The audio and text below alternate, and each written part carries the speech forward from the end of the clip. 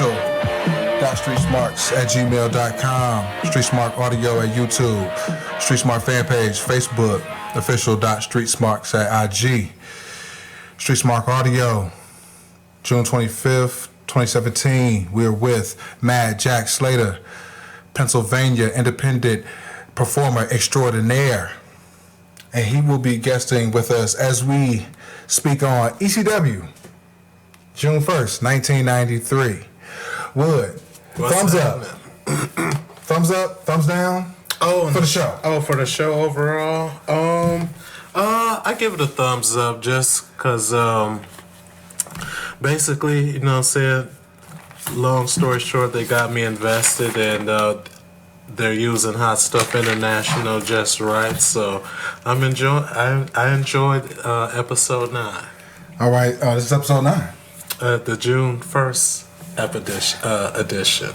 I'm going to call you out and say, because of Battle of the Belts, this would be the Extreme Retro Review number 10. Hi-oh! I was actually referring it to on the list of the WWE Network, it's the 9th show. I know. So that's why I was... any chance to bury you is... yeah, well, you know, but if you're going to bury me, you know, at least bury me accurately. You know, all right. That's all. You know. Host of Sully and Stevie from Cabrini. You see how I just pushed the dirt off top of me, Jack? You know what I'm saying? He's shoving it on me. I'm like, get that dirt off me. You still have some dirt on your shoulder. Thank you for getting it off for me. No problem. All right, the Geeks recap last week's tag title change and then run down the format for this week. Paul Lee comes out and he suckers Stevie out of the color seat once again. And then so Sully and Paul will be on color commentary for this episode. Awesome. It's nice seeing a skinny Paul Heyman for a change. Oh, and he still had most of his hair too. Yeah, right. In a nice mullet format. Yeah. I prefer the term moulet. Yeah. Don't try to pretty it up. It ain't so dirty. All right, so there's a replay of the tag title match from last week. We'll move on to Super Destroyer number 1 with Hunter Q. Robbins III versus Wildman Sal Balomo, AKA Super D number 3. This would be an early ECW sighting for referee Jim Molyneux. Lock up around the corners. Refs break it up. Paul Lee sowing the seeds about the ref relaxing the rules. So going forward, you're going to start seeing, you in previous reviews you've talked about how there's been blatant right. chair shots in front of the refs and everything like that. And I'm telling you, that's Paul just saying, we're changing the product. That's what I'm talking about. So he's formally addressing it on air, saying the refs are, we're relaxing the rules now, yada yada yada. So cool. The match is still the shits. So it's a couple of kids in the stand with some chili bowl haircuts. That was standard issue right. among white America back then. I'll have you know, sir. Well, so, being from Pennsylvania, I'm sure you probably watched this growing up. Oh yeah, WPTT 22. That's when I had it. It was funny because this is how off the cuff ECW was back in the day. They would start airing on WPTT 22. Okay. Saturday nights around midnight, and it would kick up and it would have the what was it, Philly Sports Center.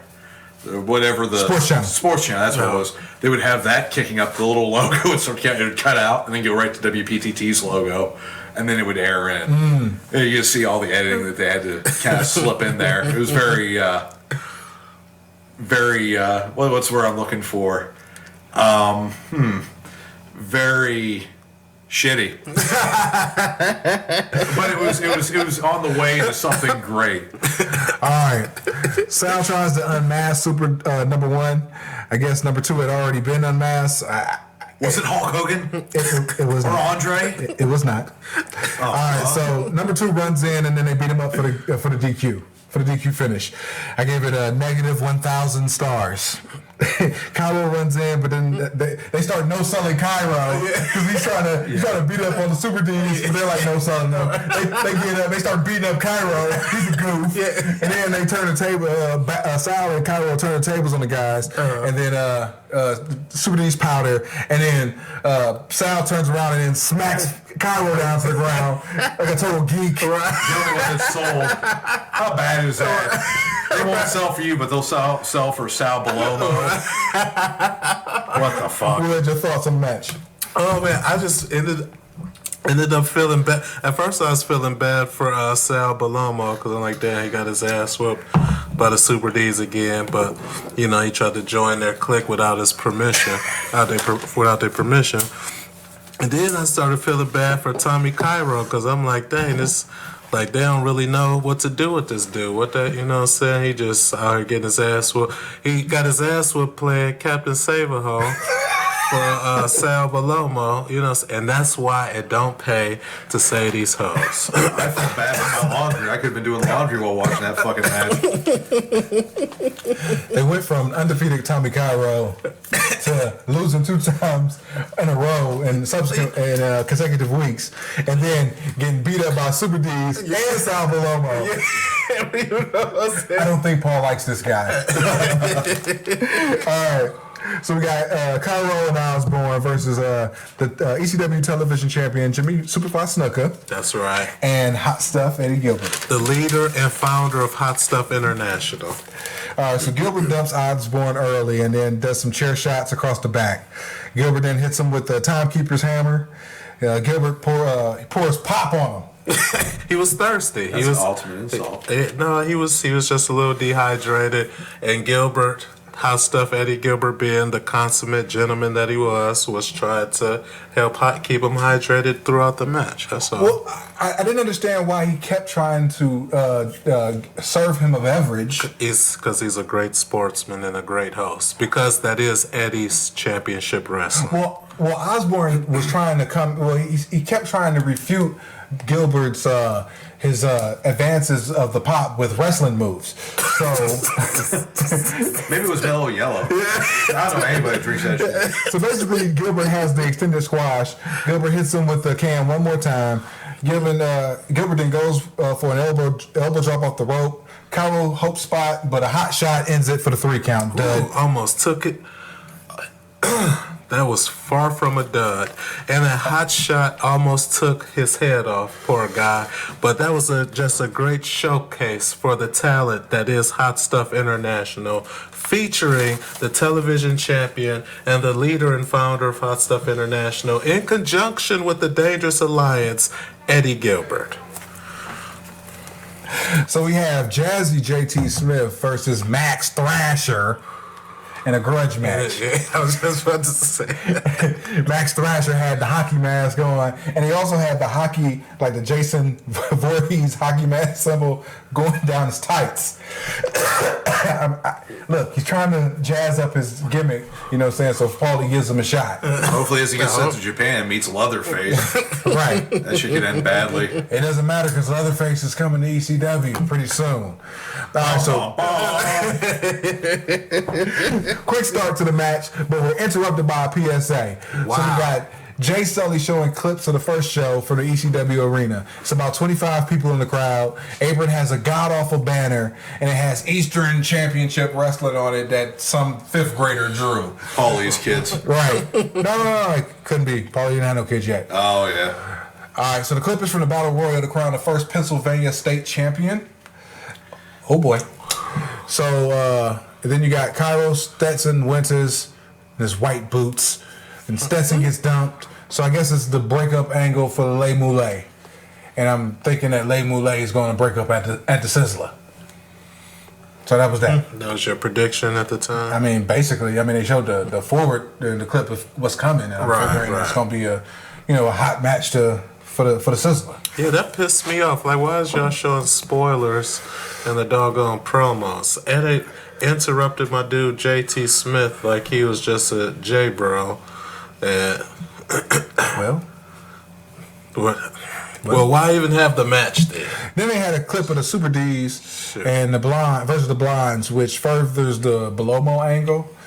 I'm sure Belomo unmasked number 2 here, and then Chris Michael gets added to the blondes to make it a Freebird type group.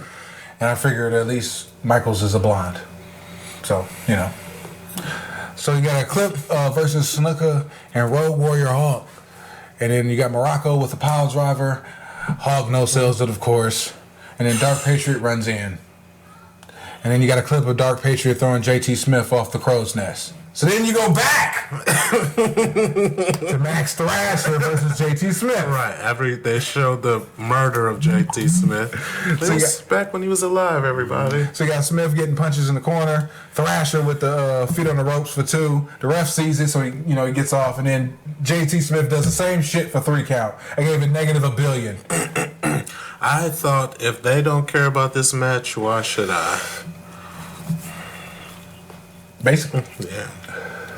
I mean, you hearing it sounds terrible. Like they cut it like literally at 30 seconds into the match. And this is a grudge match. Like we've seen the build up of the JT Smith Max Thrasher feud on TV, and then it pays off with a 30-second intro and a 30-second outro, a 2-minute outro. Feet on the ropes, and that's it for Max Thrasher. It was a grudge match that only 2 people cared about. They spoiled the winners and Stetson breakup and stuff. Show all the other stuff Fuge just said. Like, oh, man. So you got a hard shell promo for the Sizzler. Moving on. So you got the ECW title match. You got the Sandman with the boy versus Don Morocco with Paulie. Come on, Don. The boy is Peaches. And don't forget Don Morocco, the magnificent Don the Rock Morocco, is also a member of Hot Stuff International. You can't forget that. Quick roll up for 2 by Hack. A bunch of nothing happens in this slow motion ass match. The clothesline to send Morocco out by Hack, and then Paul and Morocco have a powwow. Back in the ring. No chit chat. Yeah, you know what I'm saying. They do some slow heel work, and Morocco powders again. I apologize, Wood. Oh, it's all good in the hood, baby. They show a shot of Peaches, and I say, what the fuck does she have on? Oh, man. I thought it was a skort. Remember the skorts back in the day? I do remember the score. Do you remember the skorts? Yes, I do. You know what I'm saying? But it's just as hideous. And, Hack with some small packages and some backslides, and Morocco is totally, getting out of it. So he gets the heat on him. Morocco's tighty whities are totally showing in the match. Happens sometimes. Sloppy comeback by Hack. You got a Paulie run in. Peaches jump in. Rebel runs in. Rebel runs in. He does a run in. He grabs Peaches. Hack gets Rebel. Ref bump. Sandman with the sleeper. Paulie with the phone to the back. No, I could see where it would look like Paul hit him with his phone, but what actually happened, somebody had called Paul's phone for Sandman. Oh, okay. So he, being the kind gentleman that he is, went and took the phone to Sandman to let him know he had a call. I guess it must have been a boring phone call or something, because it looked like Sandman just fell right asleep. So, It gave Morocco the advantage for the 1, 2, 3. And the new heavyweight champion. I gave it a dud. How could you give such a historical match that set a precedent for ECW and Hot Stuff International? Well, I was going to say Hot Stuff International had all the singles titles, but coincidentally on the same night that they know the magnificent Don the Rock Morocco has a shot at the title, that they just want to pull a new title out of thin air and have a tournament that none of the members of my group was in. Where was Eddie Gilbert in that tournament? Where was Jimmy Superfly Snuka? Where was Don Morocco? They was nowhere to be found in that little battle royal. So they just want to do what they can to try to steal the shine of Hot Stuff International in alliance with the Dangerous Alliance, and that's all I have to say about that. But that match was historical.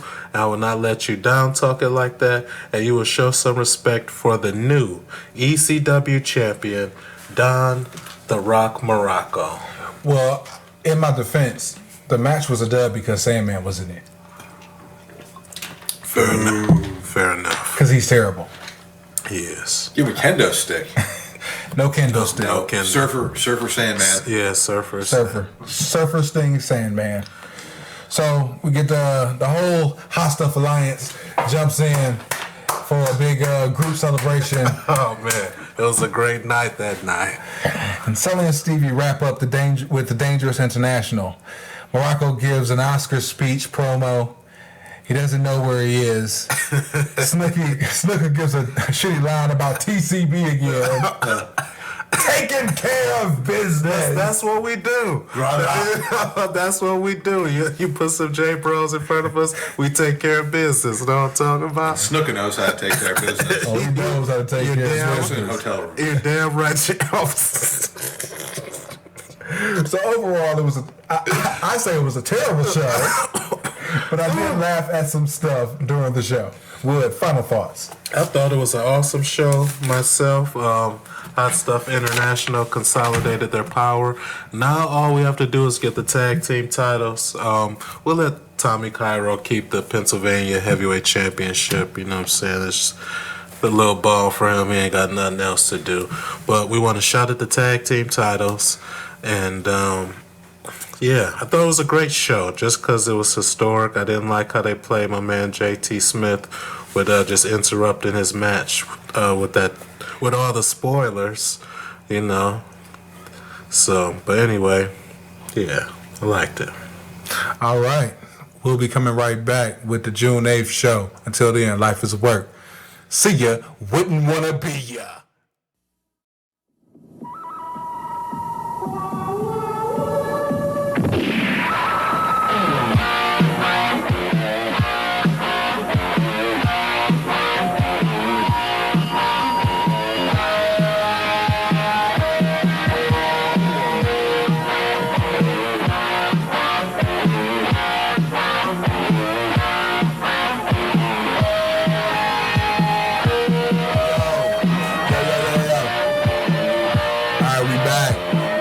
StreetSmarts@gmail.com is how you want to reach us. Street Smart Audio on YouTube, Facebook, Street Smart fan page, official.streetsmarts IG.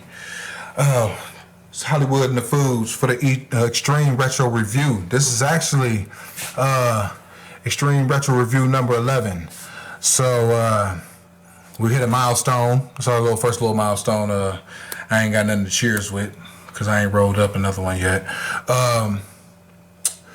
We're here with Pennsylvania independent performer extraordinaire Mad Jack Slater in the house. What's happening, Jack? Hey, how's it going? All right. In Cleveland. All right, still in Get a Cleveland. bus ticket out of here. We're going to hit up the beach spot in a minute.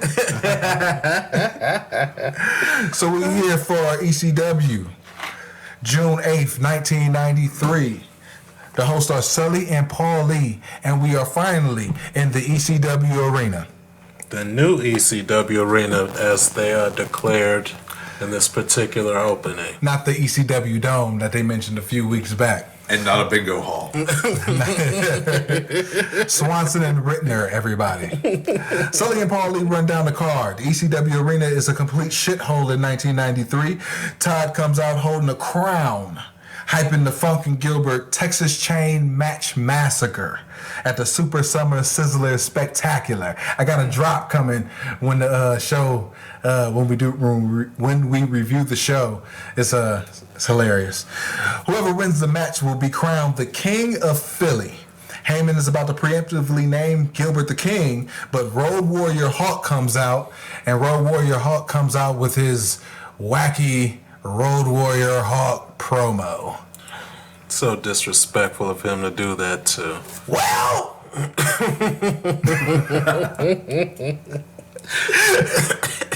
we got a recap of Funk and Gilbert.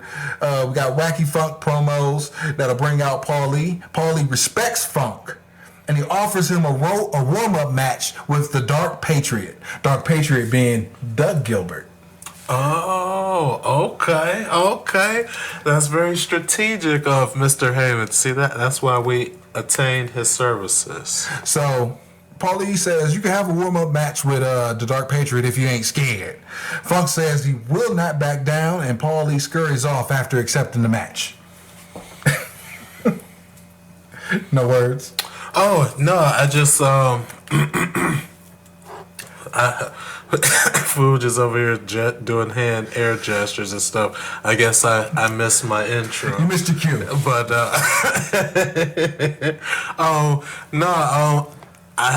I hope there's a grand scheme to what Paul is doing, because I don't like how much respect he's showing to Terry Funk. Terry Funk is an old fogey.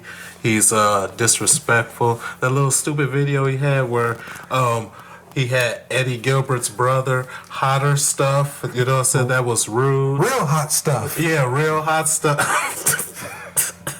That's some bull crap. So, you know, I can't wait for him to get what's coming to him at the Summer Sizzler Spectacular. Good job. You don't make me hungry. Is there a Sizzler in Cleveland? No, Sizzler is a West Coast chain. So no Sizzlers. We have Rallies and Checkers. Checkers should work. Yeah, Rallies / Checkers, I should say. Not B-Spot, though. We got Hawk versus the Samoan Warrior and Devious Donnie Allen in a handicap match. They must think Hack must be Hack. Did I say Hack? You did say Hack. Damn it. All right, take 2. We got Road Warrior Hawk. There we go. Versus the Samoan Warrior and Devious Donnie Allen. So they think Hawk is sticking around, or he must be getting a big payoff because he's fighting 2 guys, because there's no way Hawk is staying. Because this is during the time that Animal is doing this Lloyd's of London insurance policy claim, and he's not working in the business. Cocaine is expensive. And yeah, and he has bills to pay. He already did the Japan tour. See, there you go. You know what I'm saying? Solo. Yeah, right. Now they had what's his face tag in with them. Kensuke Sasaki. Yes. He was Power Warrior. Yes. Because it can never just be Warrior. Right. Super Machine Destroyer. It looked like Hawk came to work that night, though, because he looked forward to be a squash match against 2 people.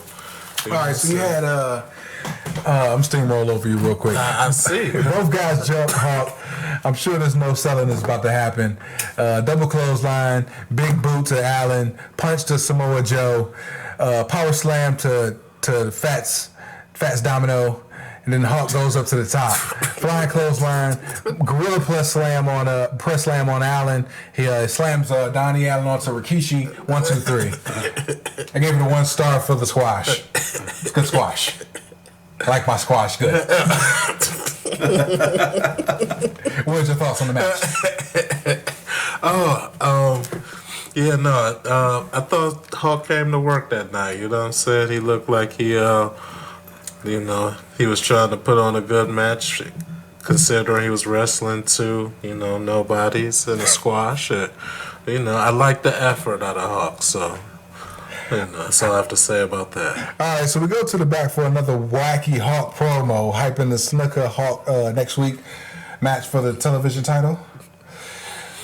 All right, and we got Gilbert with a money promo, not from the Double Cross Ranch. That's right. It was a very good promo hyping Funk Chain match. You know what I'm talking about? As the Sizzler. Nothing but excellence from the leader and founder of Hot Stuff International, Hot Stuff Eddie Gilbert.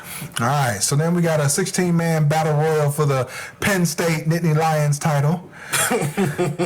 Child molestation involved. The Sandusky title. Nice. So you got Tommy Cairo winning the match. Nothing note happens.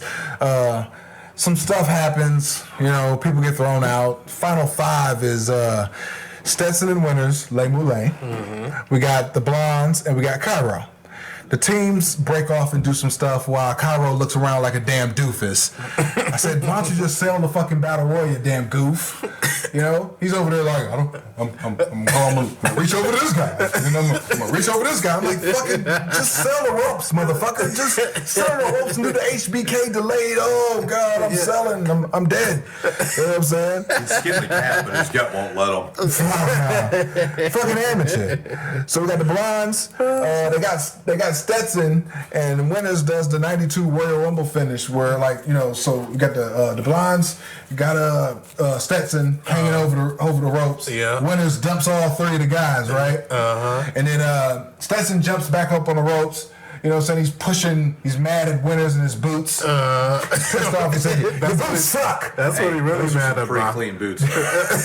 That comes from a lifetime on your back. Missy Hyatt's boots are like that. Stetson, Hitman gets pissed, so he hits Winners and then he bounces. So then I noticed in during the Battle Royal that Stetson had new tights.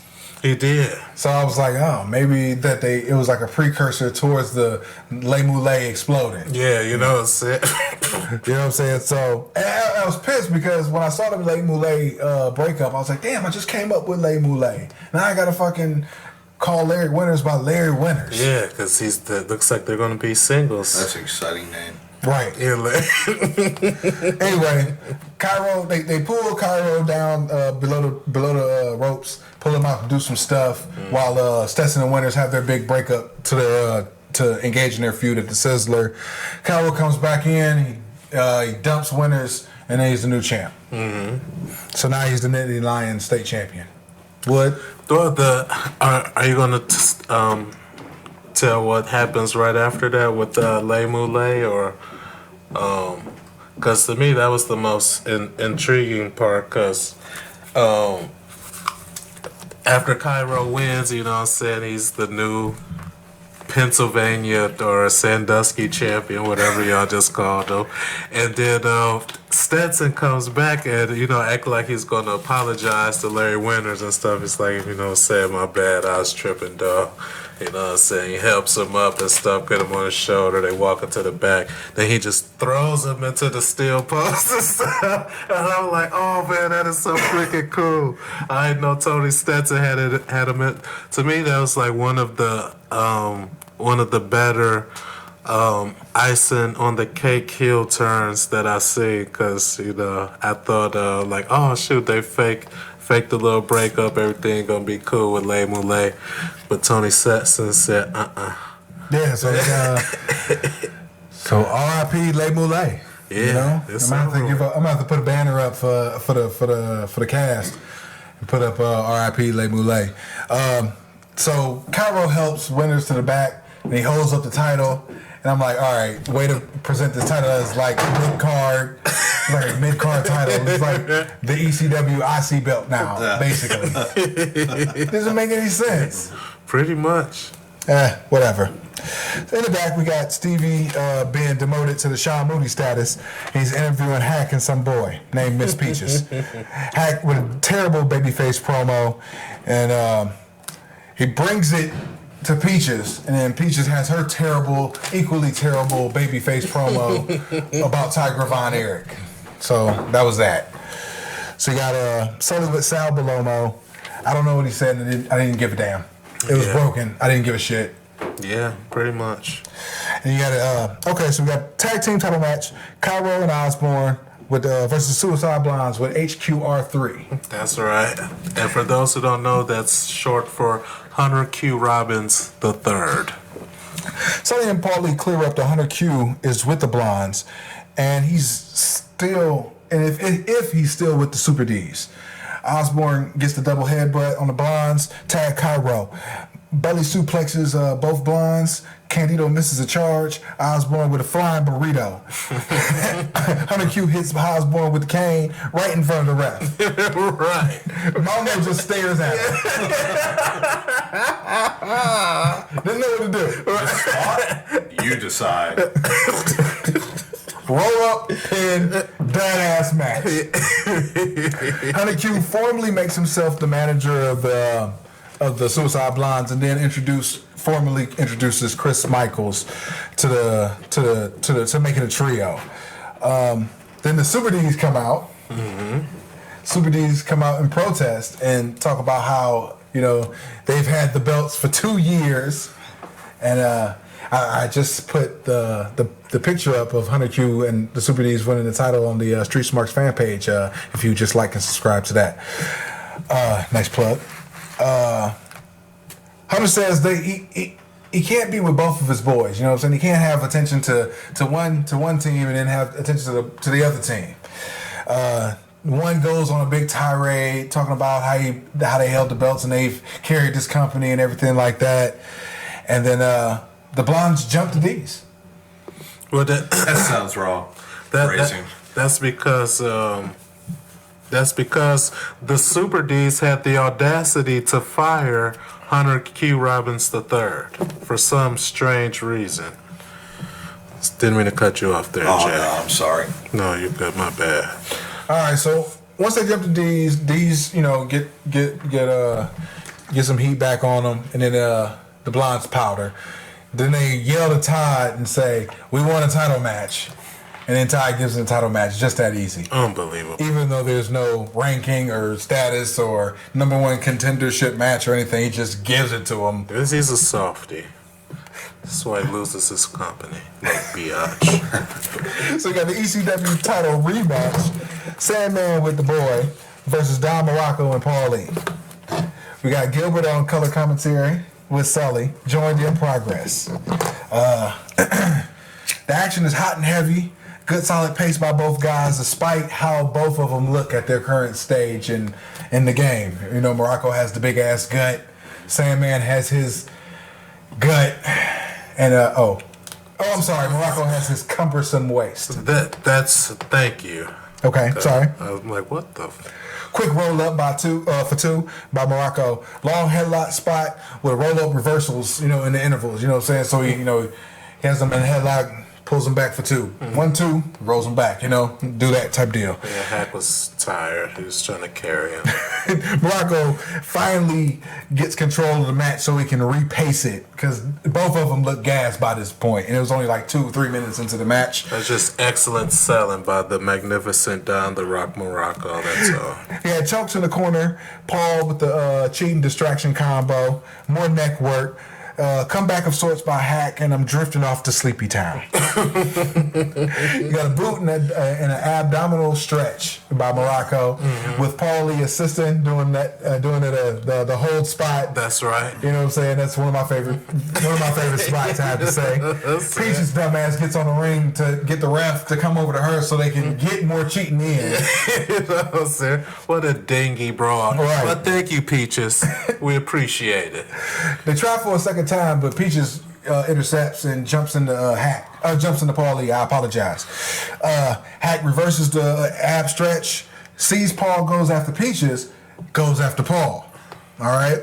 Clothesline on Morocco. Hack goes after Paulie again. Morocco hits Hack with the phone. Hack gets counted out for the count-out finish. I gave it negative 100 stars. Well, that's one way to look at it.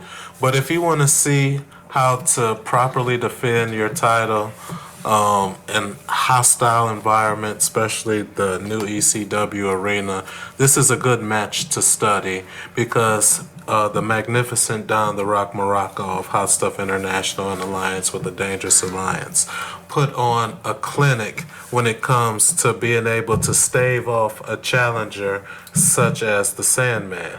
And that's, if you want to defend your championship, this is how you do it. He almost lulled him into a false sense of security from what I saw. Exactly. They lulled me into a false sense of sleep.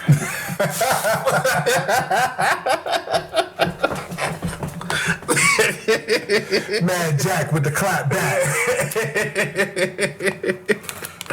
Oh, man. All right. Sully and Gilbert run down next week card as they wrap up the show. And we are finito. Overall, I gave it a thumbs down, but seeing Devious Donnie Allen in action was great for me. Unbelievable. A thumbs down after that great tag team. Not only tag team, after that great title defense by Don the Rock Morocco. You know what I'm saying? What else happened in that doggone show? Oh, the doggone Eddie Gilbert video. Now that was tight. And there was also a Nittany Lions Battle Royal that was not too keen. I mean, it advanced the storyline of Les Moulets exploding. Oh, yeah. And that was, Tony Stetson's epic heel turn. Thank you for reminding me, because that was awesome. If nothing else on that show was great, just how he tricked me into thinking that, you know what, me and L-Dub is cool, you know what I'm saying? Let's go back to the bank and a couple brews play. Psych, wham! You know what I'm saying? Tell me how that pole tastes. So, you know what I'm saying? You know what I'm saying? So I'm like, oh shoot, that shit had me hype. You know what I'm saying? So yeah, I definitely give it a thumbs up. All right, so next week we'll be reviewing the Go Home show for the Super Summer Sizzler Spectacular. We also have a treat for you guys, because Hollywood will be trying to attempt to stump me in a game of trivia. Oh yeah. Tune in next week. Again, until then, the stumping is coming. Somewhere, somehow, there's going to be one little trinket that I'm just going to be able to hold over your head for the rest of our days. Challenge accepted. Mad Jock, it's always been a pleasure. Thank you for having me. I appreciate it. Understand that life is a work, so make sure you get paid for it. Until then, we'll be reviewing the Go Home show for the Sizzler, and we'll be out.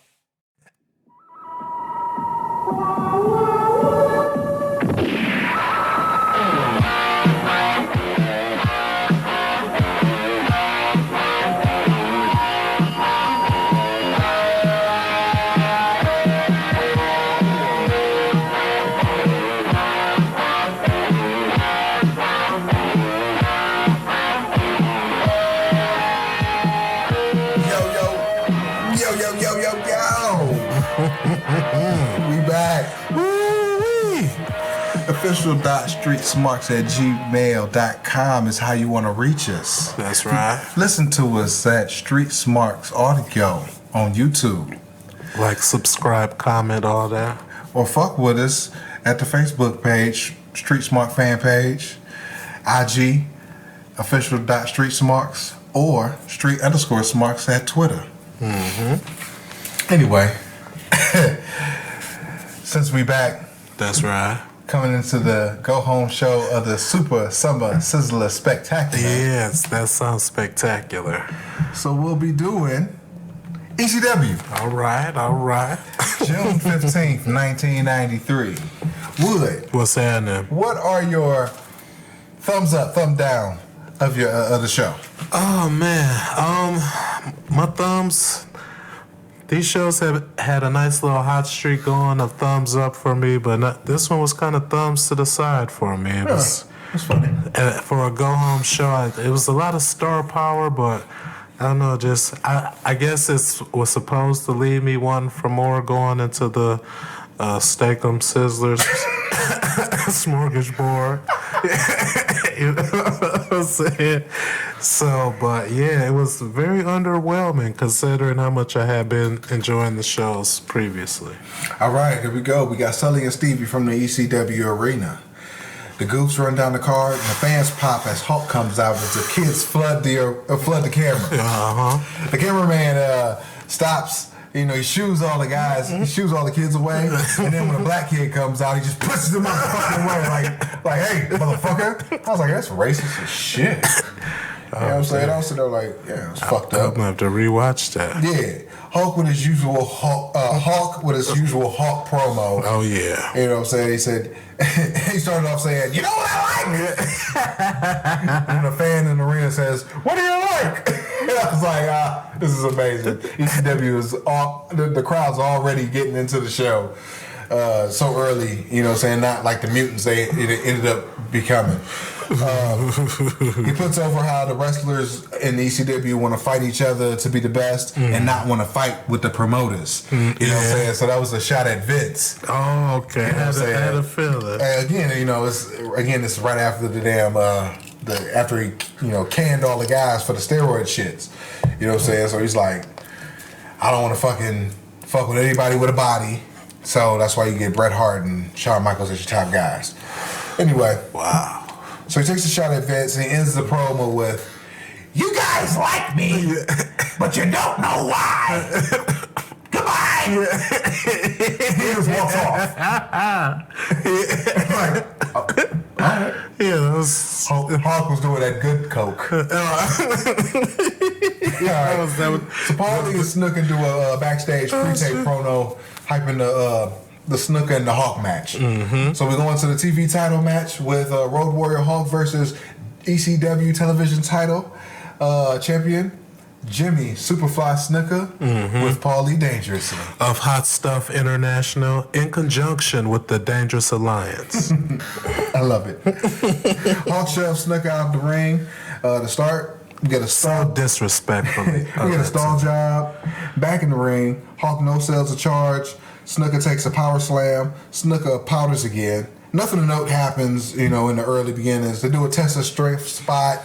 Hawk wins that. Hawk showed a lack of sportsmanship during that test of strength as TV champion Jimmy Superfly Snuka was getting ready to come back in that test of strength. What does Hawk do? The quote-unquote good guy, the quote-unquote babyface do? He kicks him in the stomach. What part of a test of strength is kicking somebody in the stomach? I don't know. So Hawk goes with the headbutt, and you never headbutt an island boy. Yes. So Hawk's all doozy, and he's selling that. He misses a charge into the corner, and he falls to the floor outside. That was a hell of a turnbuckle spot right there, or the ring post, or whatever you call it. Punches in the corner, Irish whip. Hawk goes down, body slam, and Snuka misses a second rope headbutt. Hawk does the Hulk up spot, neck breaker, rude awakening style. Flying clothesline, but Paul Lee in for the DQ. Yeah. And you forgot to mention the part where after the ring post spot where Hawk had fell out, it looked like he had got a little, like he was a little tired, like he needed a little breather. Jimmy Superfly, your TV champion, was kind enough to give him a seat. You know what I'm saying? He gave him a chair, like, here you go, player. You look a little tired, take a breather. And then what happened after that? Paul Lee came on over and gave him his phone just in case, he needed to make a call or anything. It looked like he hit him in the head with it, but that's not what happened. He was just bringing him the phone. I gave it a 1 star for the match. Hawk holds Paul Lee up. Then he throws him down. Gilbert runs in, Gilbert bumps. Dark Patriot and Don Morocco come in for the double bump. No sells a pile driver. Chairs to the back by Dark Patriot. Gilbert does the fireball. And the faces run in to clear the ring. Yep, good stuff. Hot Stuff International overcame the odds because, you can't underestimate people on coke, you know what I'm saying? And so it's just, I'm glad everybody from Hot Stuff International made it out all right. They took care of business with that freak Road Warrior Hawk. And, the belt stays with the family, so it's all good in the Hot Stuff International hood. After the faces came in and cleared the ring, they sent Hawk to get some medical attention. I said Gilbert was doing some good heel work in that exchange. Absolutely. Super D's versus the Suicide Blondes with HQR3. That's right. Joined in progress. Hot body shoves number 2. Number 2 gets knocked out of the ring. Candido from the top rope to the floor. Candido caught by the D's and dumped to the floor. Hot body bumps the ref. Both of the Blondes bumped themselves out of the ring in a double clothesline attempt. Chris Michaels and Palomo walk out. All 6 men enter the ring. No contest, double DQ. Mm-hmm. Designed. Yeah, pretty much. I said the D's and Palomo clear the ring. The Blondes come back and then they get dumped again with they did the triple atomic drop spot. I said Palomo gets the mic and does this hideous fucking promo talking about he wants a match, him and the D's. And I figured, I sit there and said, didn't the D's just beat this dude up like a couple That's weeks exactly ago? what happened, and I was thinking the same thing. Then this wild man comes back and wants to tag with the D's. Back on their job. You know what I'm saying? So he says he wants Todd to come out, 4-on-3. you know what I'm saying, for the Sizzler. And then they make that match. Todd sectioned it, and then, you know, he blesses it in there. And then Sal kisses Todd on the cheek. Yeah. So we got Sizzler. So we got the Sizzler. We got the Super D's and the Super D's 1, 2, and 3. Yeah. Oh, I wonder if he's going to wear a mask. Versus the Suicide Blondes, Sir Jonathan Hotbody, Sir Christopher Candido, Sir Richard Michaels, and Hunter Keith Robbins III in a 4-on-3 handicap match. Oh, man. Yeah. What a barn burner that's going to be. We got our Eddie Gilbert promo and vignette hard selling the Funk Gilbert Texas Chain Match Massacre for the Sizzler. And it was well done. Excellent production and just overall talent of Hot Stuff International founder and leader and king of Philadelphia, Eddie Gilbert. We have Eddie Gilbert in a preview chain match with Hervé Renesto. Yeah, and if Terry Funk was smart, he would back out of the Summer Sizzle whatchamacallit as soon as possible, because that match was just a little bit of a taste of what he got coming to him. So we got Hervé Renesto has also been on camera as Ernesto Broughton. I don't know if that is an accurate statement. Oh, he wasn't Ernesto Broughton? I don't know. I have to look into that. Oh, I'm sorry, Ernesto Benefico. Oh. Yeah, So he has a complete squash, and the commentary explains the rules of a chain match.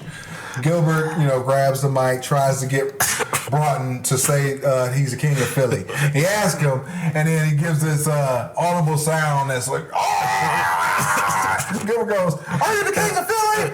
He says, "Say I'm the king of Philly." And he goes, ah! And then they do they show the letters on the screen. Oh, it's the best.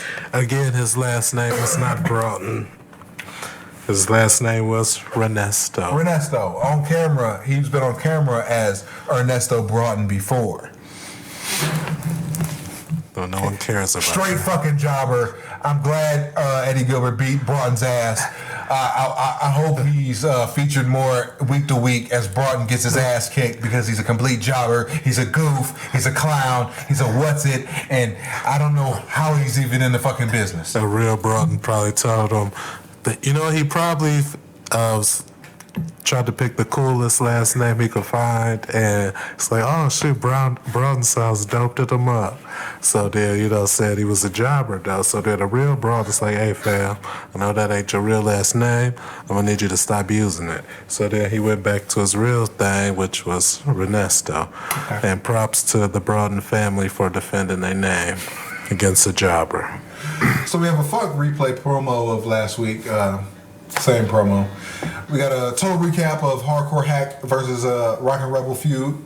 They stripped Peaches in a spot that I completely missed. Ew. I said, "What?" I missed it. I don't know when that happened. What did they strip her for? Cause I don't remember that joy. Then there's a cat fight spot between Tiger Von Erich and Peaches.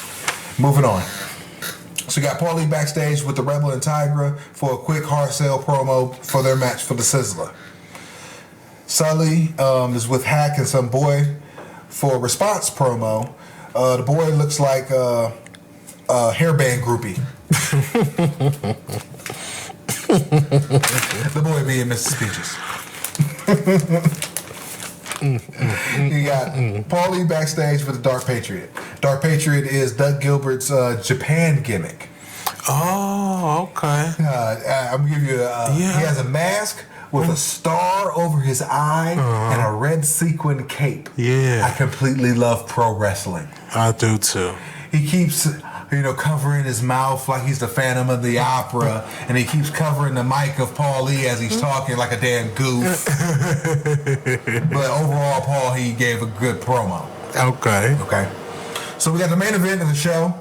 Main event for the go-home show of the Super Summer Sizzler Spectacular. We got Terry Funk versus the Dark Patriot with Paulie Dangerously. Woo! Stevie's back on color.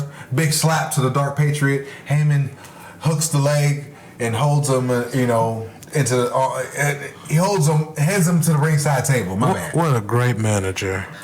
Dark Patriot, Pearl Harbor's Funk, heads him to the ringside table. Oh, okay, I'm the goof. Heyman gives Funk a coat hanger, and runs distraction while Dark Patriot, who I call DP, DP chokes Funk with the hanger. Good color work by Stevie as DP kicks Funk off of the ring, and Heyman chokes Funk with the phone. I'm sure he like had a phone call and. That's exactly what happened. Right. It's funny. So many people know Paulie's number to get in touch with other wrestlers and stuff. That just goes to show what kind of a generous and benevolent guy that Paulie Dangerously is. That's what Hot Stuff International is all about. I'm glad you had that. More stuff happens. Funk, pile driver to Funk for 2 count. Funk gets thrown out. Heyman for more chokes. Count, by the way. Funk's getting his ass kicked Memphis style. Funk headbutt with a comeback. And Funk start doing his wobble sail and yada yada yada. Yeah, and he should have been disqualified for trying to swing on the referee. That's what that ref was terrible. It was a slow count. He didn't disqualify Terry Funk when he tried to assault him, and it's terrible. And you say Funk punching DP out of the ring. DP is going into the rail. Funk with more left hands. Backhand Funk tears off the mask. And he's trying to turn it around. So disrespectful. All right, Funk. Then he goes for a DDT. Goes for another DDT. Heyman runs in. Heyman gets dumped. Funk chases. Third DDT. More tearing of the mask. Gilbert runs in with a chair. Right. That's right. Lead by example. Lead by freaking example. One more dizzard. Because you want to be disrespectful to someone who is in association with Hot Stuff International in conjunction with the Dangerous Alliance. You want to tear on his mask. You do not touch another man's mask. So you damn right, Hot Stuff. Eddie Gilbert came out with the chair and walloped that bum Terry Funk on the freaking back, just like he deserves. And you think that was something? Wait till the Summer Sizzler Spectacular to see what's going to go down for real in the Texas Chain Match Massacre. All right. So I gave the match a dud. All right. Unbelievable. So Gilbert KO's the ref.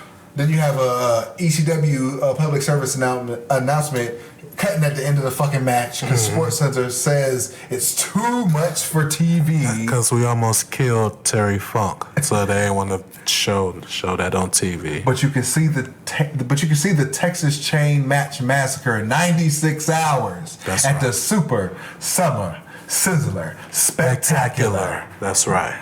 Overall, I thought it was a good go-home show for the Sizzler. I thought it was a good show. It was very showcased. Everybody got showcased. It was hard sell here, hard sell there, here a sell, there a sell, everywhere a sell. So I'm ready for the Sizzler. You know what I'm saying? I'm ready to debut the new music. You know what I'm saying? Sucky now. I'm ready to go forward with this shit. Oh, man, I can't wait. So next week, we'll be reviewing nothing but the Super Summer Sizzler Spectacular from the ECW Arena. Tech 2. And Joey Styles will be there. Oh, shoot. Yeah. You ain't watched it yet? No, I haven't. Are you working me? No, I haven't. Because you know life is a work. This is true. But so make sure you get paid for it. We out. Oh, dang. Super Summer Sizzler Spectacular.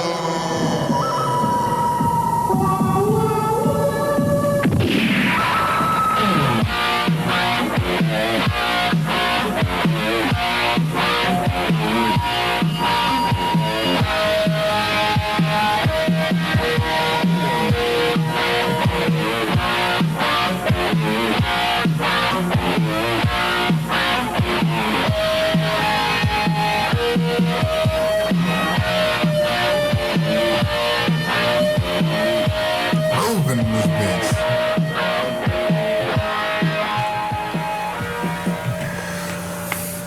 Yeah. Yo. Let me pull back. official.streetsmarks@gmail.com is how you want to contact us. Listen to us on Street Smart Audio at YouTube. That's Fuck right. with us at Street Smart fan page on Facebook. Official.streetsmarks at IG. Street_smarks at Twitter. This is the Extreme Retro Review for ECW. June 19th, 1993. We are finally here. It is the Super Summer Sizzler Spectacular. Yo, I found a damn YouTube channel that has all the ECW channel, all the ECW shows. Oh, wow. But they was missing the Super Summer Sizzler Spectacular. Oh, is that right? So I reached out to him, said, I got that show for you if you need it. He didn't hit me back yet. But hopefully he'll be a subscriber. He should, and he should definitely upload that show, especially since he has all the other ones, and especially since this was such a very memorable show. It was. So we outside the ECW arena, and it's Todd and Sully without a tuxedo jacket on, but he has the damn suspenders and the cummerbund and a damn bow tie. The rest of the tuxedo, minus the jacket, is Like a damn geek. Yeah, look. So it looks like a prom chaperone. Then behind them, are fans, including one guy had a fanny pack on. He was on the left. And they're like, "We're ready for the Super Summer Sizzler Spectacular. Are you fans ready?" They're like, "Yeah." There were literally 6 of them. Yeah. Literally.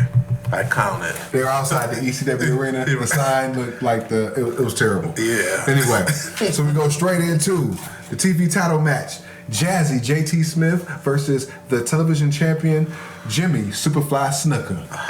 Of Hot Stuff International in association with the Dangerous Alliance, who was strange.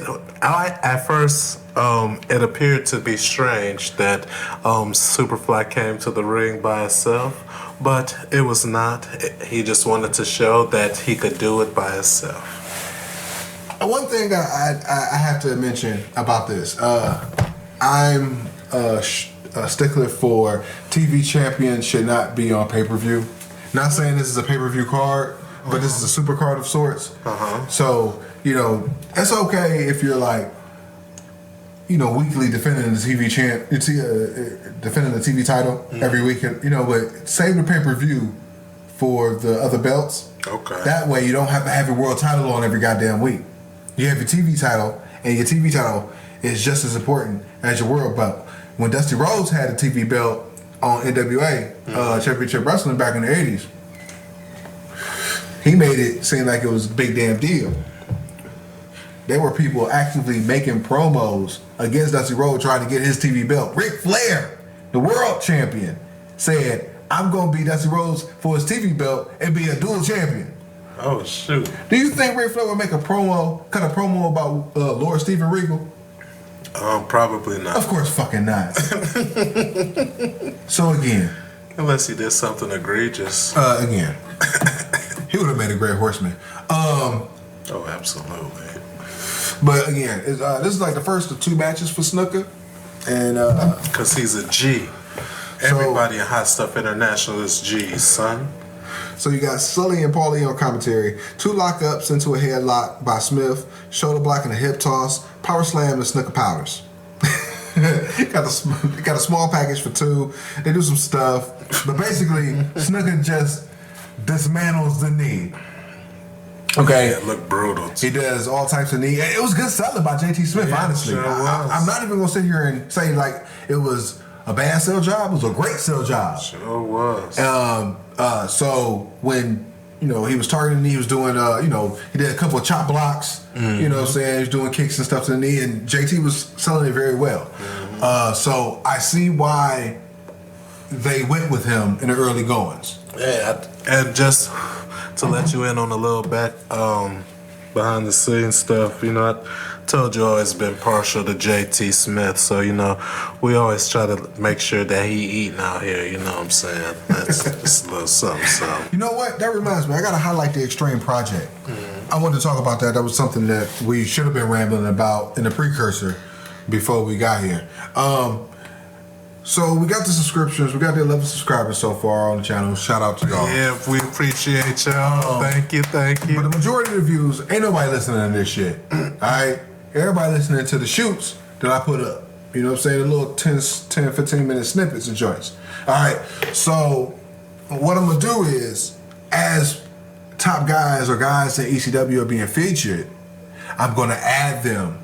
And I was gonna do it in 10-minute segments, but you know what? Since dude was uploading all the shows of ECW, it's like, fuck, I might as well just upload all the shoots in their entirety and just cut out that bullshit of doing 10-minute segments.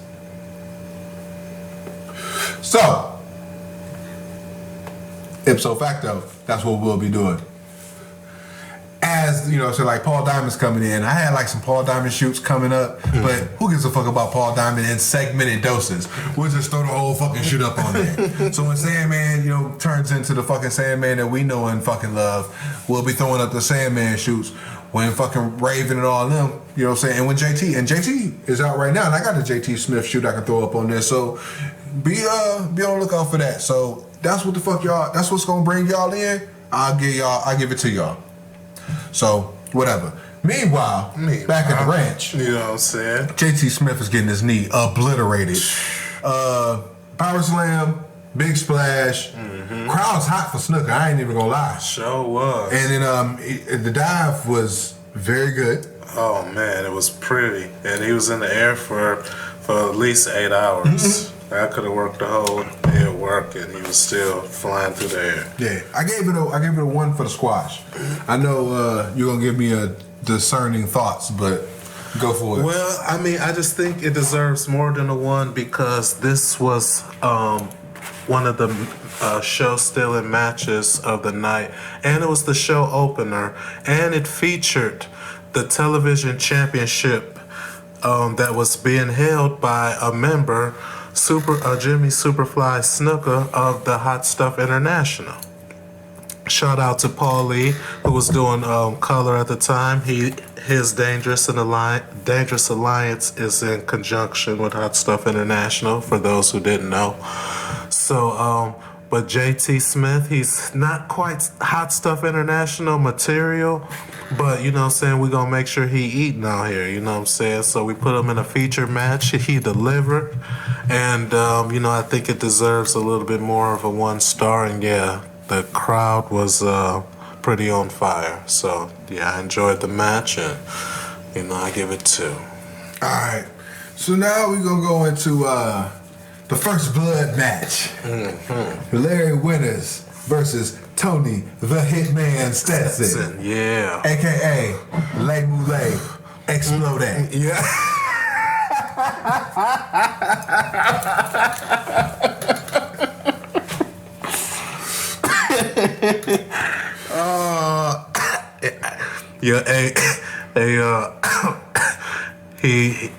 I haven't heard that before behind the scenes, and that's the first time, and I wasn't ready for the bootleg exploded.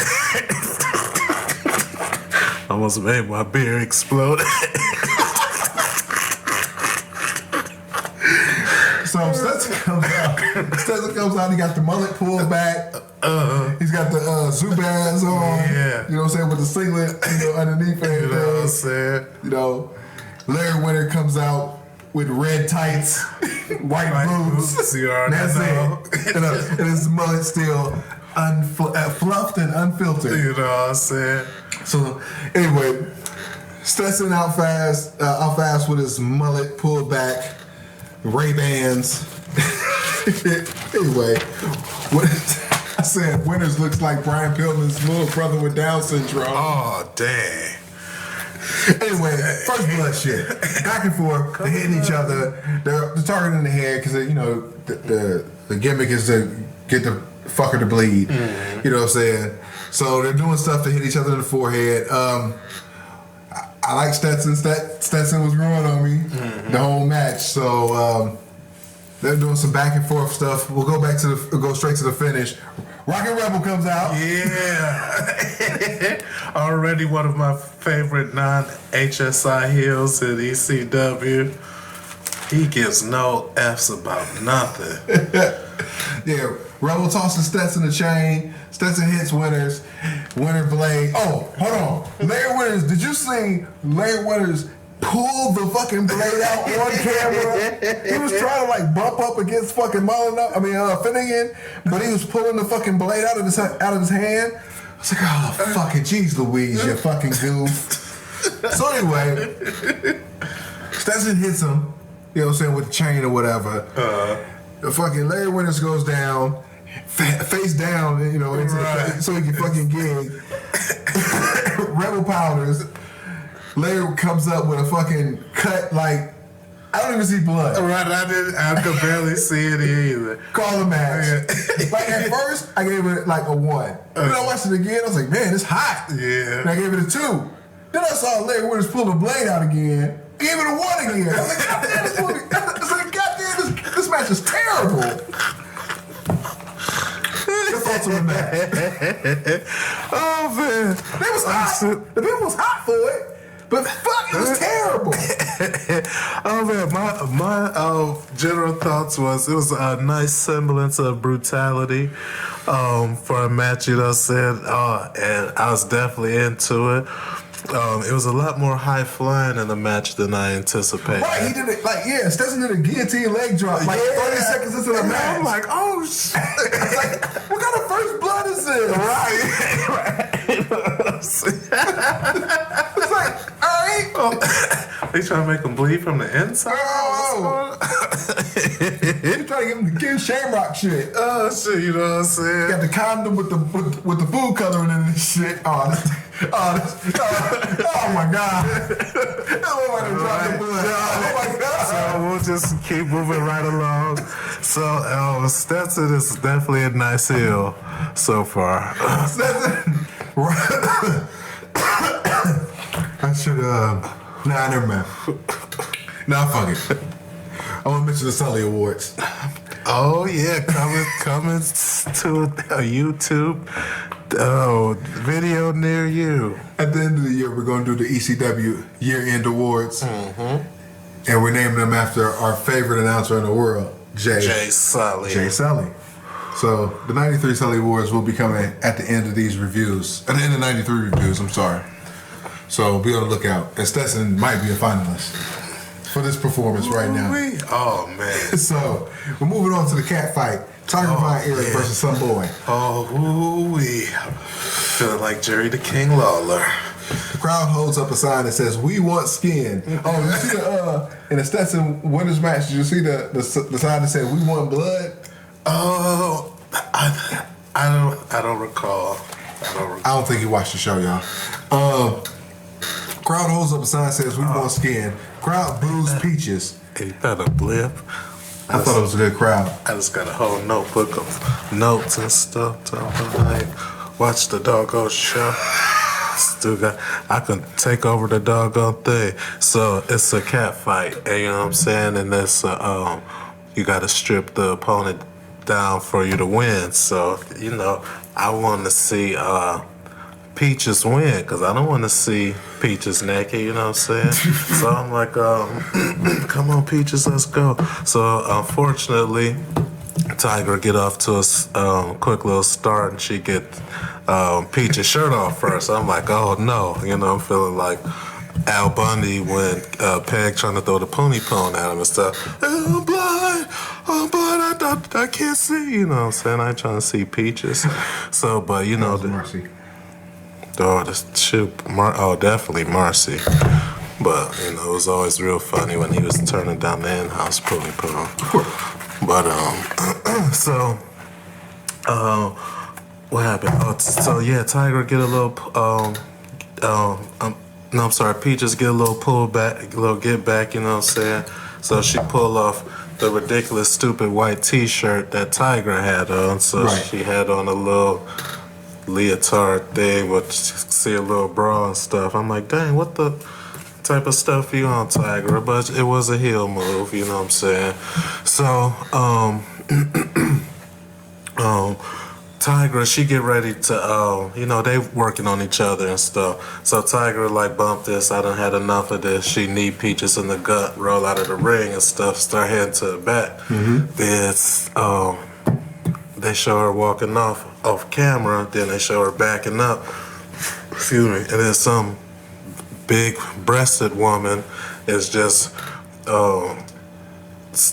standing there in front of Tiger's path and stuff, and Tiger looks intimidated from her for some That would be reason. Angel.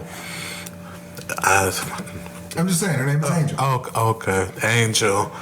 Oh man. So yeah, puppies. Oh, so Angel backs Tiger on back to the ring and stuff. She ended up getting back into the ring and stuff.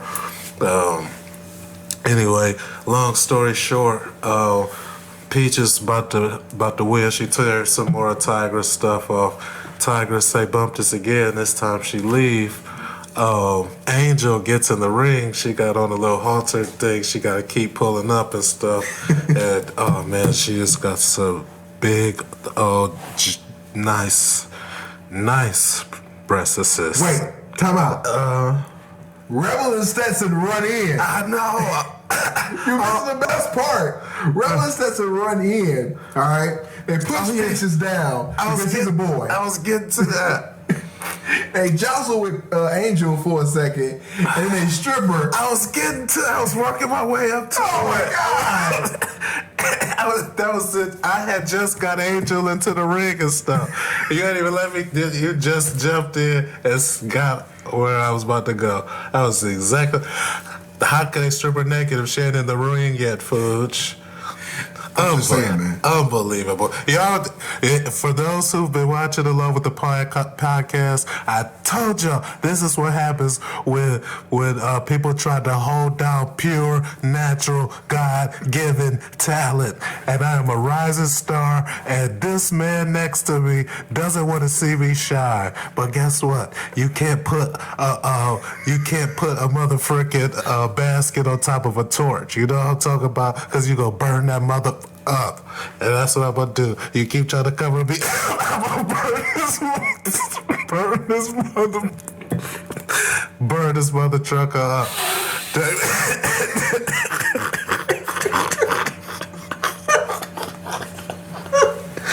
Dang nabbit. Forgot where I was going with that. Oh shoot. You couldn't promos. Oh shit. Oh yeah, you still in my shot. Dang damn it. Cause shoot. Yeah. They pull her top down and you could see her mother freaking titties with the power of modern technology. You couldn't pause it right when it come out. It was very brief, but she tried her best to act like it wasn't a work or nothing, you know what I'm saying? Yeah, Jack, like, oh my God, I'm gonna let you get a quick peek one time. He's grabbing me from the back. I'm gonna let you get another quick peek one time. Okay, then here come Captain Larry Save-A-Ho Winners. Like, I'll protect you, ma'am. Let me cover you up, ma'am. And then, like 15 other, Lieutenant Ho, Captain Ho, Lieutenant Saber-Hoes, that shit come out. They got towels and other t-shirts. I just want to mention that Larry Withers must have a mutant healing factor quite like Wolverine's, because he was not selling that vicious mauling and shit that he got from Tony Hitman Stetson in the last match. And he even got a comeback when Rockin' Rebel and him tried to jump. Well, they did jump. They whooped his ass. Right, they whooped his ass, and then he got his knee back. Yeah, turned the tables and shit. I'm like, damn, okay. I mean, Rockin' Rebel and Tony Stetson still pretty awesome right now and shit, but that's I really thought, overall, at first I thought it was the snooker show. That sounds Then I thought it was the Stetson and Rebel show. Mm-hmm. And then it went back to Snooker being featured again because the next match was Jobber Man Tommy Cairo versus Jimmy Snuka in a second match of the evening. Paul Lee came out and then Terry Funk got on commentary. Oh no, that's another. I failed to mention that the cat fight. Didn't the cat fight have Joey Styles? Yeah. Joey Styles was on commentary. Or was he on the? I forget what match. Joey Styles made his debut in the show. He came on after Terry Funk went off, and right. then Gordon came on after him. All right. Well, basically, Snooker. I'm gonna show you how much Tommy Cairo is a jobber. All right. So basically, Snooker does all types of moves against Tommy Cairo the entire match. All right. The Pennsylvania heavyweight champion. He didn't even come out with the belt, as you mentioned earlier, offline. He did not come out with the belt. What type of shit is that? It's champion versus champion match right here. It wasn't for the Sandusky belt. But still, I mean, don't have to be tough. The still champion versus champion. Well, regardless, Tommy Cairo jobbed to a trip. Yeah, pretty much. I mean, Jimmy Snuka didn't even do the splash. Well, he did have his feet on the ropes when he pinned him. It didn't matter. The ref didn't see, but you know, that extra leverage is just enough. It doesn't matter. Paul Lee trips him. He didn't even hit him with the phone. He just tripped him and he jobbed to a trip. Yeah. So what the fuck? Yeah, it was definitely just like, oh. So are we done with the Penn State belt? Are we done with it? Is it done? Like, you're filler, fam. You're just filler. No, because seriously, no, honestly, because when you look at the show as a whole, JT Smith jobbed, Cairo jobbed, Larry Winters jobbed. Okay, all these three guys are Pennsylvania guys. They're Todd Gordon guys. Oh shit. Yeah. Oh shit. You didn't even notice that shit, huh? No. Yeah. I mean, yeah, I don't, because at this time I'm still thinking, I don't know. How involved behind the scenes is Paulie right now? Oh, he's entrenched. I mean, you can tell, like, think about it like this. From what you know of ECW, okay, in its classic state, okay, you can tell the angles, and you can equate those angles to what you know, and you can see the product in '93 and say, all right, well, this is Paulie shit right here, and this is Eddie and Todd shit right here. You know, like Angel getting stripped of her tits. Paulie. That's a Paulie thing. Yeah, that's the first thing. I mean, come on, like, that's a Paulie thing. You know? Oh man. Brawling around the ring and everything like that. That's a Paulie thing. And well, that's an Eddie thing too. But honestly, I mean, as it being every damn match, you know what I'm saying? That's a Paulie thing. Was there ever any heat for the Angel titties thing? Not that I know of. Not that I know of. She was going forward. She was used a couple more times. So I guess that was like, hey, if you show us your tits, you can get a couple of shots. You know, see if it works out. I guess I mean, she was a rat. She belongs to the game, man. Oh shit. Anyway, Carl jobs to a trip. I gave it a dud. What a jobber. Oh man, yeah. See. And it sounded like earlier you said Paulie tripped Tommy Cairo. I know it might look like he tripped Tommy Cairo, but actually Tommy Cairo slipped and fell. You know what I'm saying? And then Superfly, he went for he's a bad guy, so he went for the leveraged pin, and that's how he won. Okay, no doubt. So we're moving on to a Philly Street fight between Rockin' Rebel and the Sandman. Come on, somebody. All right, so you got Rebel in the sweats and hot yellow pants and a tank top. I said it's closer to his classical look, you know what I'm saying? So the crowd sign says "Keg Gut," Oh, cold blooded. So, love Philly. So Mercy. Rebel comes out, and you didn't even notice this, that Rebel had a shirt, the tank top or the sweatshirt said, "I've had peaches." Oh, and on the back it said, "It was the pits." So when Sandman comes out, you know, so he's a house of fire, he's doing this little babyface shine deal or whatever, and he strips the sweatshirt off of Rebel, hangs him over the top rope. The fans are going mild for it or whatever. the problem is that Sandman keeps going to the fans. You know what I'm saying? He's like, yeah, yeah. You know what I'm saying? The fans are like, we don't want that shit. You know what I'm saying? Because like when Stetson run this one too? Yeah. Yeah. So Stetson runs into this one as well, and the fans get hot for it. But every time, you know, Hack is going, like, trying to go for the fans and trying to get them to cheer and react or whatever, they're like, fuck that. I feel as though he's still not getting it. You know what I'm saying? Because they're popping for all the run-ins and all the gaga and everything, but they're not popping for the shine. They're not popping for the going to them because they don't want that. They don't want any of that. They want it one more time. Yeah. Nah, they're not doing the punches in the corner. They're like, fuck you. Just give us something. Yeah, just give us some shit. You know what I'm saying? So anyway, Philly's feeling the shit when Stetson runs in. He pulls Finnegan in the way for the ref bump, your favorite ref bump deal. Yeah. Stetson Gear runs in, beats up Hack, DDT by Hack on Stetson, clothesline by Hack, and then the chick comes in the ring. Yeah. All right, so then they got the same it does is like one leg drop kick off the top rope. The chick runs in. He looks at Rebel, looks at the chick.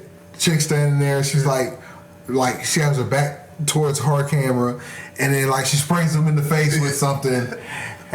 Rebel takes off his weightlifting belt, hits him one time, pulls his pants down. 1, 2, 3, done.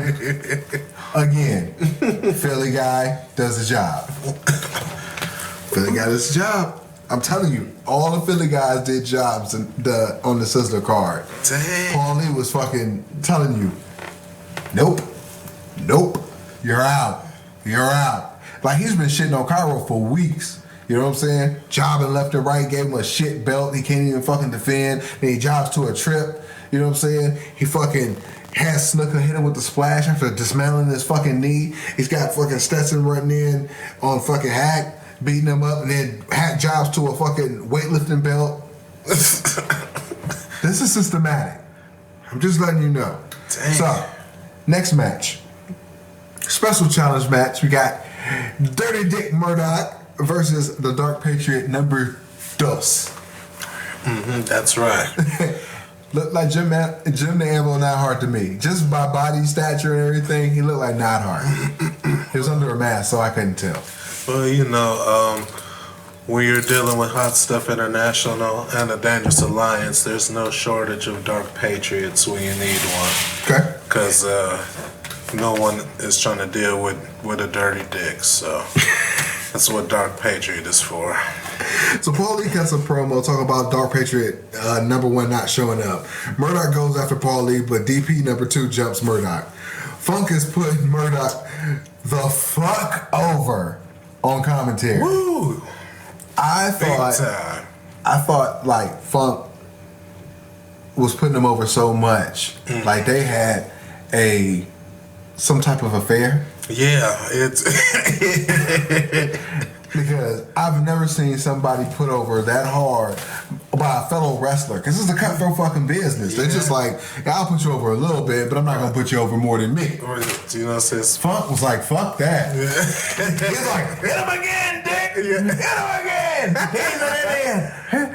He's a moron. Hit him again with that left and right hand. There you go. There you go, dirty Dick. He's an idiot, but I love him anyway. Oh, don't forget, but he has heart. Oh man, Terry Funk is yeah. I mean, does it surprise you?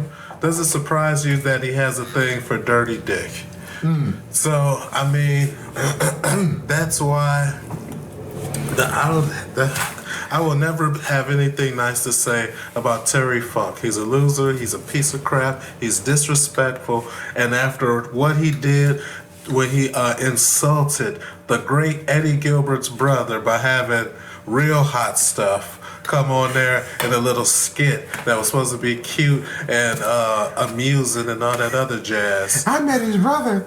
Real Hot Stuff. Yeah, real funny, Terry. That's why tonight at the Summer Spectacular Sizzler show, you're gonna get what's coming to you. I can guarantee you that. So Ambul's back with punches and kicks. Funk debates who DP2 is, but Murdoch comes back with some elbows. I thought this was a Heidenreich match with all the fucking punches going on. Small package for Murdoch with the win. Dud. Crowd was hot, so I don't give a fuck. Yeah. Thoughts? That was let me see what I was gonna say.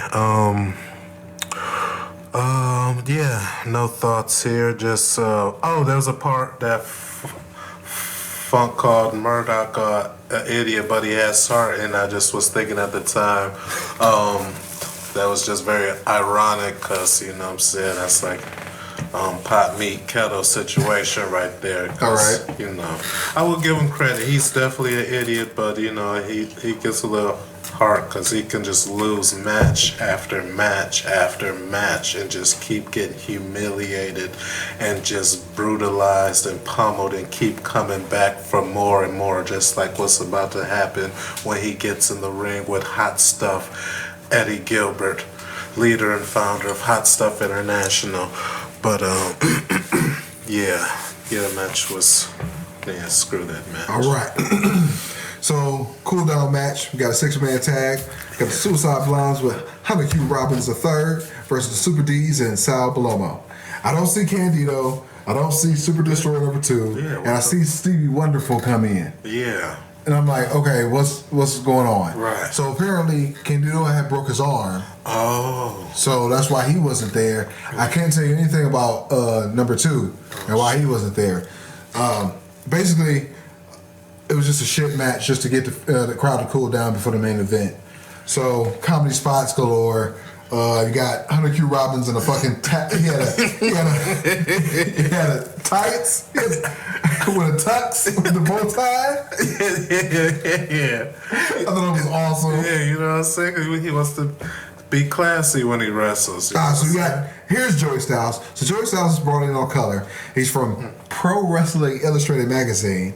I thought Styles on color was damn hilarious because it just showed how much better he was than Jay Sully. Like, because he was doing color and he would slip in some play-by-play at the same time. And I'm not saying that he was trying to like bury Jay Sully, but it just came across that he was miles ahead of him as far as talent is concerned. Jay was just, I mean, it's Sully, man, you know? You know, I appreciate him now at this point in time watching the matches, but damn, he is terrible once you put him up against somebody with some equal or better, you know, skill. Like, Paulie do commentary, Paulie outclasses him by leaps and bounds. Joey Styles, and this is his first fucking show, and he's already ahead of him. Even Don Morocco was doing commentary. Don Morocco would fucking just shit on Jason, shit on him, and not even. And the bad part about it was some of them would do light jabs at him on commentary, but nobody would really bury Jay Sully, you know. And you know, you would think that, man, he sucks. And I'm going to get myself over at your expense. It felt like they would just rib him, but they liked him. You know? So it was just harmful, you know, shit, as opposed to, you know, watching King of the Ring 94 and you see Art O'Donnell do the commentary and Gorilla Monsoon is just burying him on live TV. You know what I mean? So anyway, comedy spots, they do some stuff. A good standing drop kick by Sal Balomo. I thought that was cool. Ghetto Blaster by number 1. Inverted DDT by number 1. Tags to the Wild Man. Michael distracts the ref, and the other two beat up Balomo in the corner. This match is boring. Yeah. More shit. Hot body with a slingshot on Palomo. Ref to strike again. This match is living death. Yeah. Terrible comeback by number one. Stevie and Hunter Q fight on the outside. 2 splashes on Michaels for the win. Negative 1 billion stars. Yeah. Hollywood, your thoughts on the terrible ass match? Oh man. Yeah, ditto.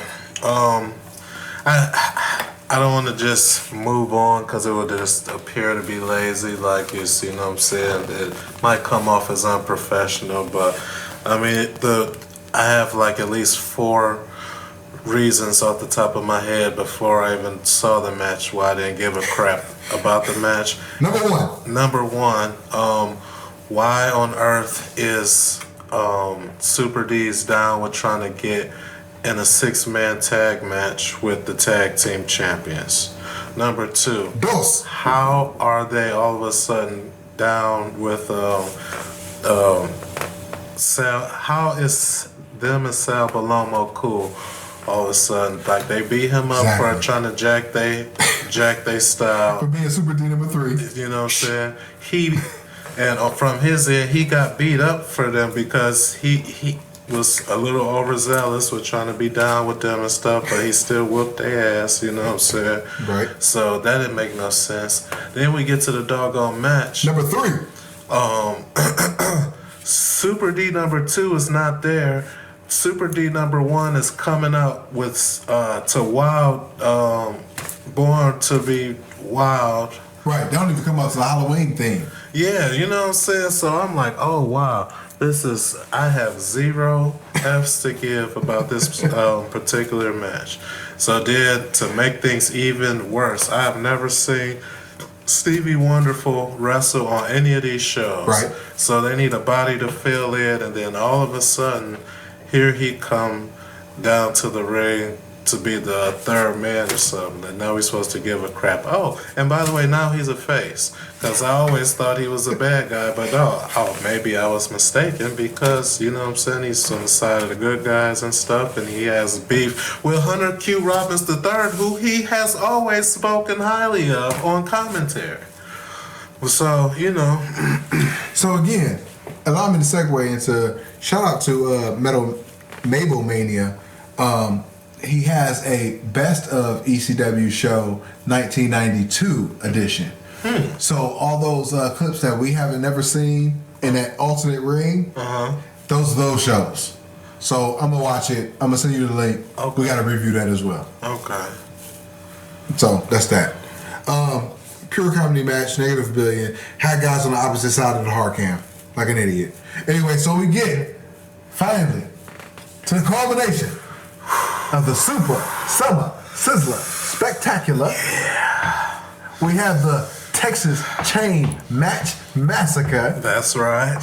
We have Hot Stuff Eddie Gilbert. That's what the leader and the founder of Hot Stuff International.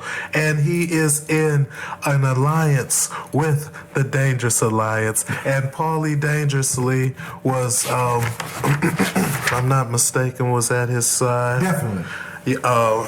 For that particular match. And so I was very excited when the bell rung for this match. His opponent was Terry Funk.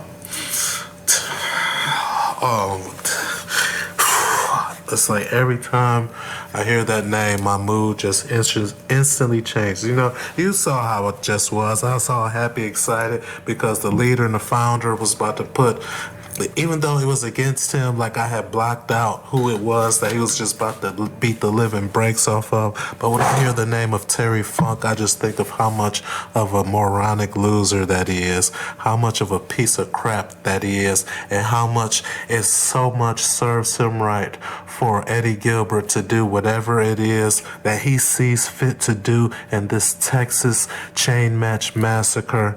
And he got what's coming to him. All right, so we got Todd on commentary for the main event. Long stall job by Gilbert, making he's milking the chain, the chain gimmick. Funk flails the chain, and Gilbert throws the chair in. And Gilbert gets the chain more stalling, back and forth punches and kicks. All right, so I hit you, you hit me. You know, I hit you with a chain, you hit me with a chain. You know what I'm saying? I do the stall, I do the tease, I'm hitting I'm touching the corner. You do the tease, you hitting the corner, and I pull you back. And that's basically the whole match. Right. Okay. So, we're going to head to the finish. Funk's tied up in the chain, the bottom rope. Gilbert hits the first three. Then Funk starts the bloody comeback. They both leave the ring and they brawl to the back wall. Funk whips Gilbert, drags him back. Funk hits him with some steps. And they back in the ring. Ref bump.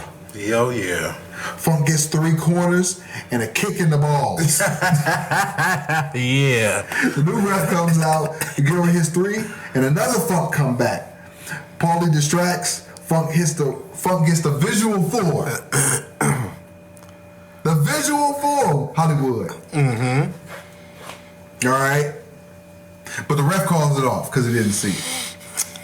Yeah, that's why I was lost for a second because I didn't know what you was talking about, but I didn't want to be rude and stuff.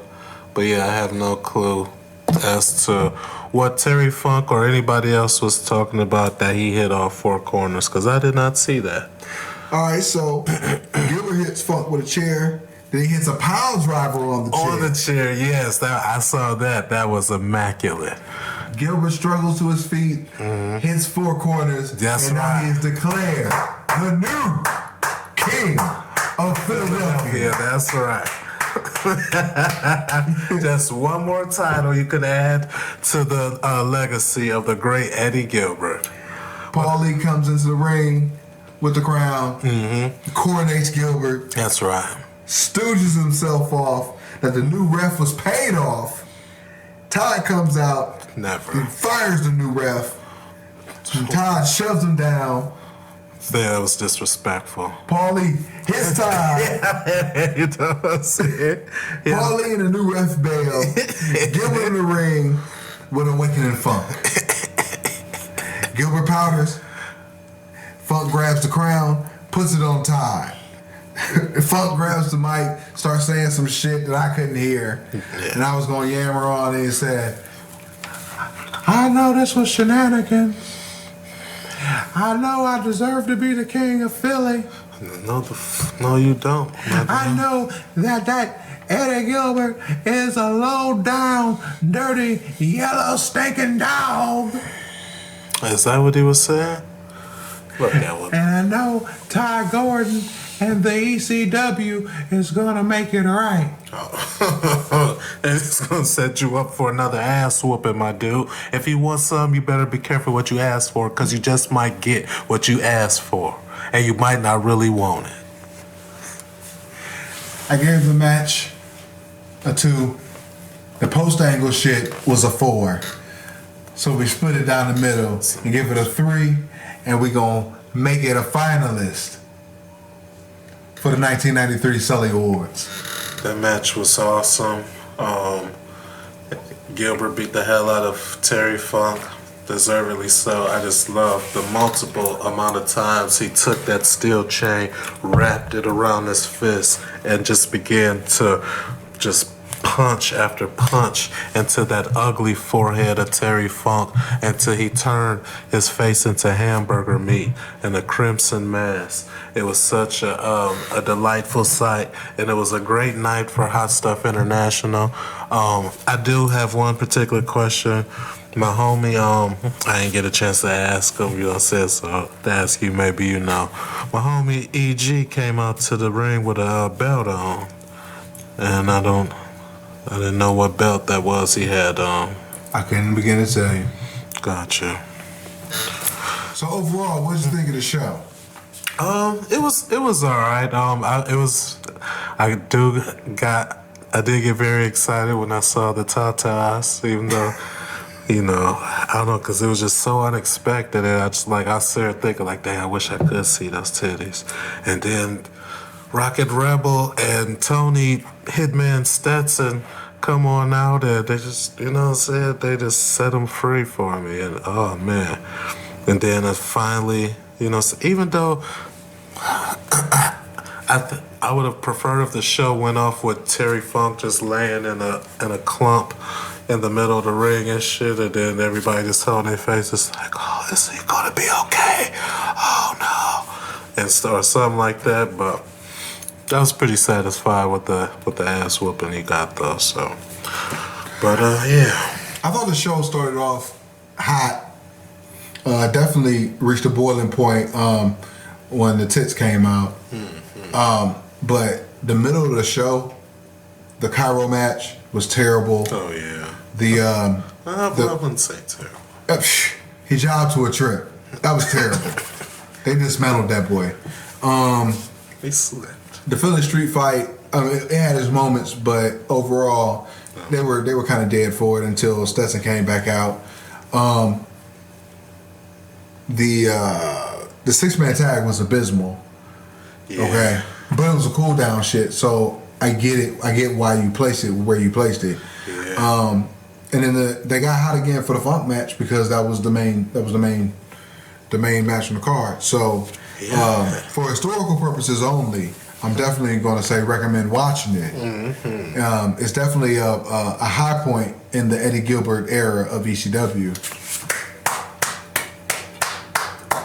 But as far as in the grand scope of ECW, it's a pretty skippable show. It's down there with Battle of the Belts. Well, obviously, opinions are like nostrils. Everybody has at least one. So, I would recommend watching the show for yourself. And if you're a big fan of Hot Stuff International, you get twice the Jimmy the Superfly Snuka. You know what I'm talking about. You get to see Terry Funk get his comeuppance. Now, I mean, that's worth the price of watching alone. You know what I'm talking about. So, but it's up to you. Watch, make a decision. You know what I'm saying, and shoot. I did like watching Ty Gordon getting smashed in the back of the head with that fall. Now, So you admit to that? well, he deserved it. So that was What do you mean admit to it? Like I don't admit to what goes on in the ring with my guys and stuff. What you talking about, man? Shoot, I keep it 1,000. I know. You do. You know what I'm saying? So next week we'll be coming back with the June 22nd show and the June 29th show. Until then, life is a work. Make sure you get paid for it. We out. And don't believe it.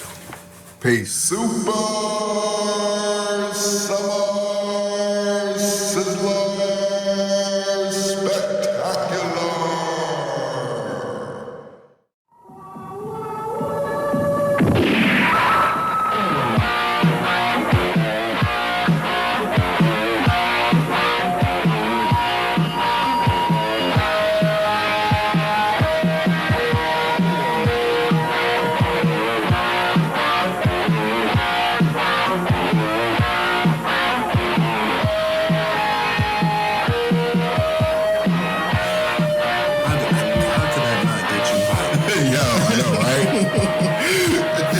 Contact us at official.streetsmarks@gmail.com. Listen to us at Street Smart Audio at YouTube, or fuck with us at Street Smart fan page, Facebook, Street_Smarks at Twitter, official.streetsmarks on IG. This is the Extreme Retro Review for ECW, June 22nd, 1993. No host because they start with a recap of last week's Hawk and Snuka TV title match. Yay! And then they did the fireball angle. Oh, quick note. We was talking about SoundCloud. And I just watched the DJ Academics video on YouTube talking about how SoundCloud only has enough money to last like 50 days. Oh, nice. No, No, that I was being sarcastic. Oh. You know what I'm saying? I got work. Yeah, yes. Damn, that was easy.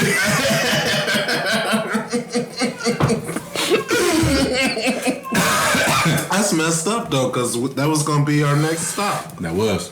All right. The hosts are Sully and Paulie from the ECW Arena. Sully and Paulie at ringside, and Paulie has Hot Stuff Eddie Gilbert's crown. Oh, and what a magnificent crown it is. The best king's crown I've ever seen. They run down the card, and Stevie Wonderful walks out trying to get Paul's attention. Paul no-sells him and keeps talking. Stevie wants to know if Paul has been talking behind his back. They couldn't wait till Paul was done doing what he was doing. How unprofessional is Stevie? Well, they jibber jabber over it and they walk off. And then Ty comes out and says, Eddie cannot be the king of Philadelphia. Well, Ty Gordon's an idiot. I mean, he got swindled out of his own company, so take what he says with a grain of salt. All right. So we backstage. We got a promo with the Koloffs. We're coming to ECW. That's my terrible Ivan Koloff impersonation. So it's Ivan Koloff, the Russian Bear, and Vladimir Koloff. His nephew. Yes, his nephew. Not Nikita Koloff. Right. The famous Koloff. No. It's Vladimir. Side note, Vladimir Koloff was Vladimir Petrov in Jim Crockett.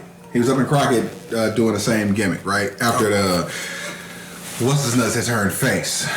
He is terrible. Vladimir Koloff is quite honestly one of the worst wrestlers on the planet in 1987. This is 1993. He has not gotten any better. Oh, wow. He's absolutely horrendous. So we got an ECW title match. We have the ECW champion, the magnificent Don The Rock. That's right. There we go. That's what I'm talking about. Shout out to the champ. Seconded by Hot Stuff Eddie Gilbert versus Iron Man Tommy Cairo. Whoa. You glossed a little too fast over the name of the leader and the founder and the king of Philadelphia, Hot Stuff Eddie Gilbert, who, like I said, is the leader and founder of Hot Stuff International. Shout out to Paulie, Paulie Dangerously and the Dangerous Alliance, which we have a common business relationship. So you didn't notice this, but Tommy Cairo has a missing tooth. Yeah, I missed that. I told you gotta watch these shits lifted like I did. I was lifted. I think that was the problem. Anyway, it was supposed to be Road Warrior Hulk, but since he got burned in the face, they had to do the substitution. Yeah. So they do the great crisscross spot to start. Couple of arm drags and Morocco powders. Eddie has a hammer outside and a fan steals his hat. Yeah, a fat old lady. Right, okay. A test of strength won by Cairo. Cairo stomps the fingers, side headlock into a hip toss by Cairo. Anyway, get over this shit. So we go to the finish. And I'm just gonna tell you how much of a jobber Tommy Cairo is. But he gets no love, even though he is the Pennsylvania heavyweight champion. Who has he defended that belt against? Nobody. Okay, so take that into consideration when you figure out this fucking finish. So Tommy Cairo is about to Morocco's about to suplex Cairo. Cairo fucking reverses the shit. But the finish is that Cairo's supposed to hold his legs up so Morocco can grab them, float over, and get the 3 count. Cairo, being the goof that he is, doesn't get his fucking feet up, so the roll up is botched up.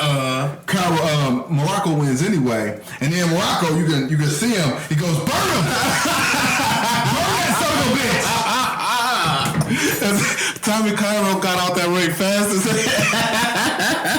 but I thought it was all part of the work and stuff. Tommy Cairo jobbed to a trip at the Sizzler. He made it look like a goof when he won the Sandusky belt.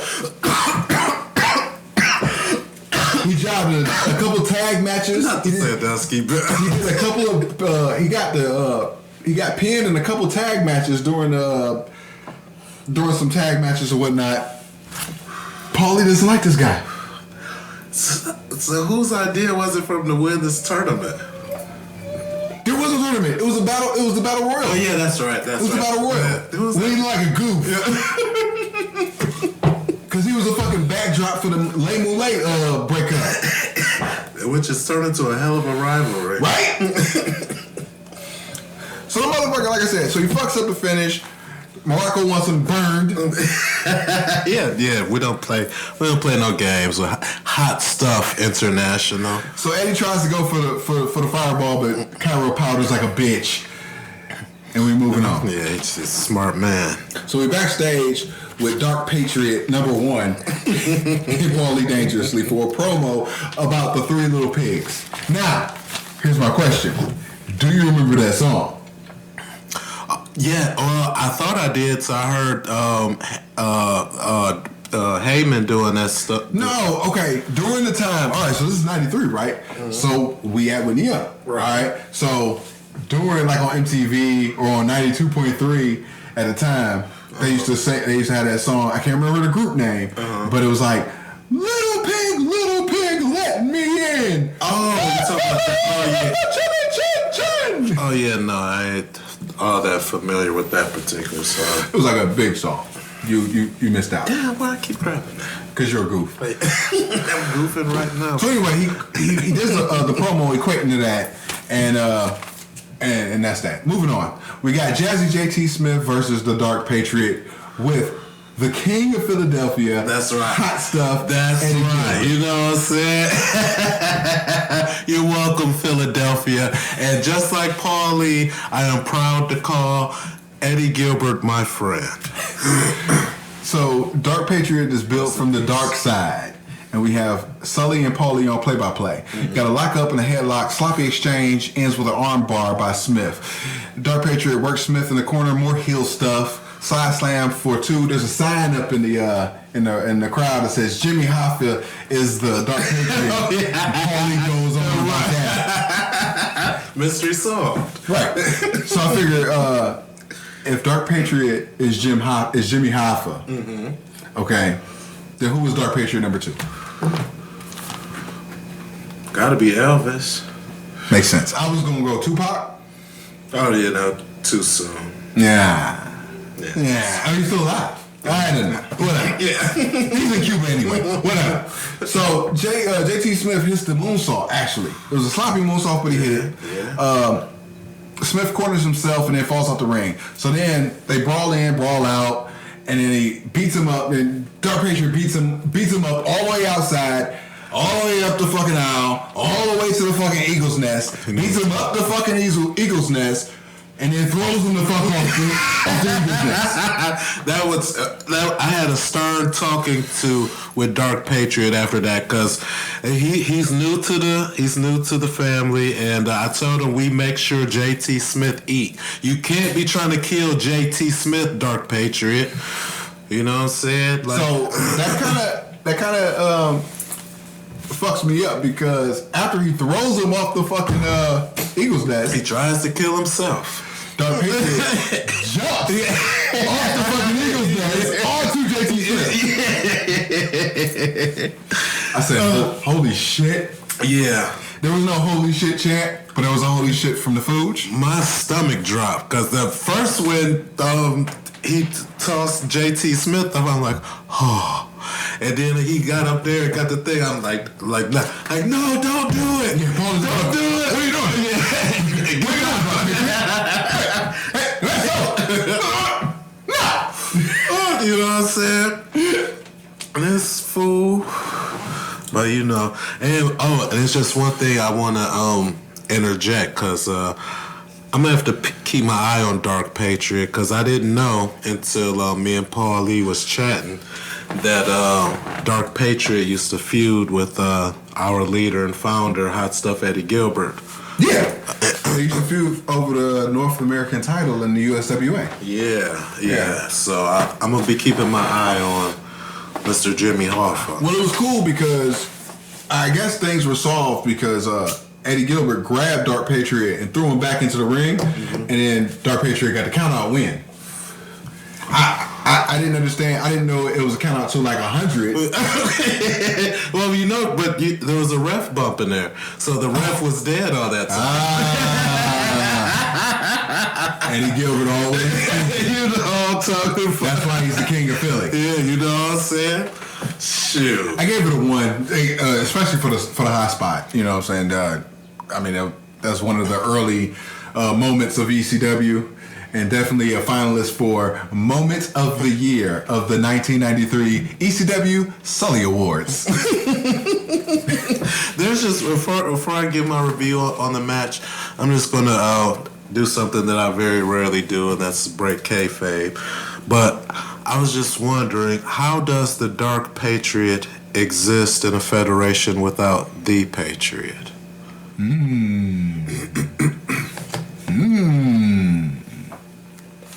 Or maybe his name is an allusion, not illusion, allusion, to the American society.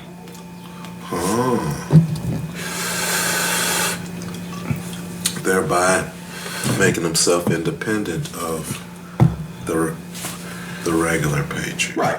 You know what I'm saying? You know, like currently in Marvel Comics, Captain America has always been a member of Hydra. I remember reading that on Yahoo. Yeah.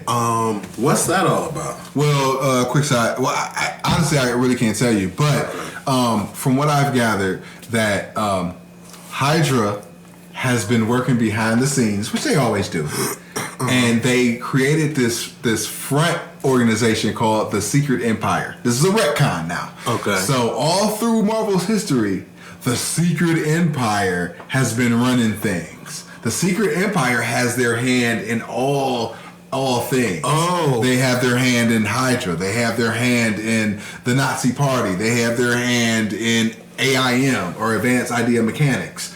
Okay? So the Secret Empire is made up of a cabal of elite members that have their hands in everything to control everything.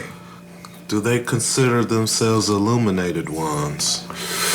I would say no, because there's already an Illuminati in Marvel Comics. However, you could say that the Secret Empire would be illuminated. Wow. What are they trying to tell us in Captain America Comics? Right.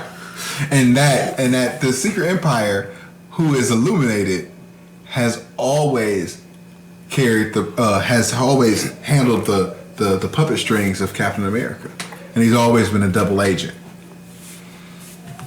So everything you've known about Captain America has been false.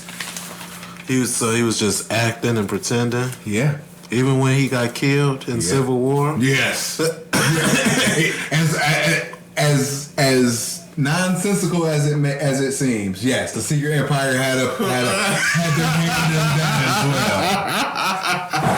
Oh man! So you can understand how people could sit there and totally dismiss it as, the Secret Empire is nothing but a Deus Ex Machina. They're just a plot device. Or it could be art imitating life. But that's up for you to decide. I told you to stop whistling. You said stop whistling. I know, dang it. I was doing good too. Actually, you weren't. I just never brought it up. Anyway, so we have, sticking with a backstage promo with Stetson and Rebel. Stetson explains the heel turn, Rebel with a heel promo, and he dubs Larry Winters Lumpy Larry. So we have a tag match. Stetson and Rebel versus Hack and Lumpy Larry. Yeah. Faces clear ring early. Peaches is still beyond ghoulish in her appearance. Yeah, I think I commented on that. Double knocking, double headbutt. Take two. Double headbutt and a fiery face shine by Lumpy Larry. Winners and Hacks ping pong Stetson, suplex and a leg drop by Winners. More stuff happens. DDT on Rebel. Stetson set out. Rebel spine buster. Peaches gets the ref. Yeah. Slap to the Rebel. That flat booty heifer had no business in interjecting herself into that match. Hack gets the roll up for 3. I gave it a 2 because it wasn't a bad match. I mean, it made sense. The Peaches interference is what ruined it for me, but I understand. Peaches is a person who ruins everything. She ruins erections. Yeah. Definitely. Oh man, I'm so glad she wasn't the one who got her shirt ripped off at the Summer Sizzler Spectacular. But that was a pretty entertaining match, and I don't know if I mentioned it earlier on the show, but I'm really getting into the winners versus Stetson feud and stuff. Tony Stetson is actually kind of all right. I mean, he doesn't have a good look. He's a great heel. He's a great heel, but he has a terrible look. Yeah. He has a terrible physique, terrible body, but terrible shoes. But his character is amazing. With like very minimalistic promo time, he gets everything over in the ring. Yeah, he definitely does. I'm like, damn. Right. So we got a Paulie promo putting over the king of Philadelphia, Hot Stuff Eddie Gilbert, which leads into a Hot Stuff Eddie Gilbert vignette. But I just want to say the production, the quality, whoever took the time to pick the greatest. I mean, everything that Eddie does is already spectacular. But just to find some of his more shining moments and to be able to put it to such a beautiful song, it was just magnificently done. And I think it was properly fitting. The leader and the founder of Hot Stuff International, Hot Stuff, the king of Philadelphia, Eddie Gilbert.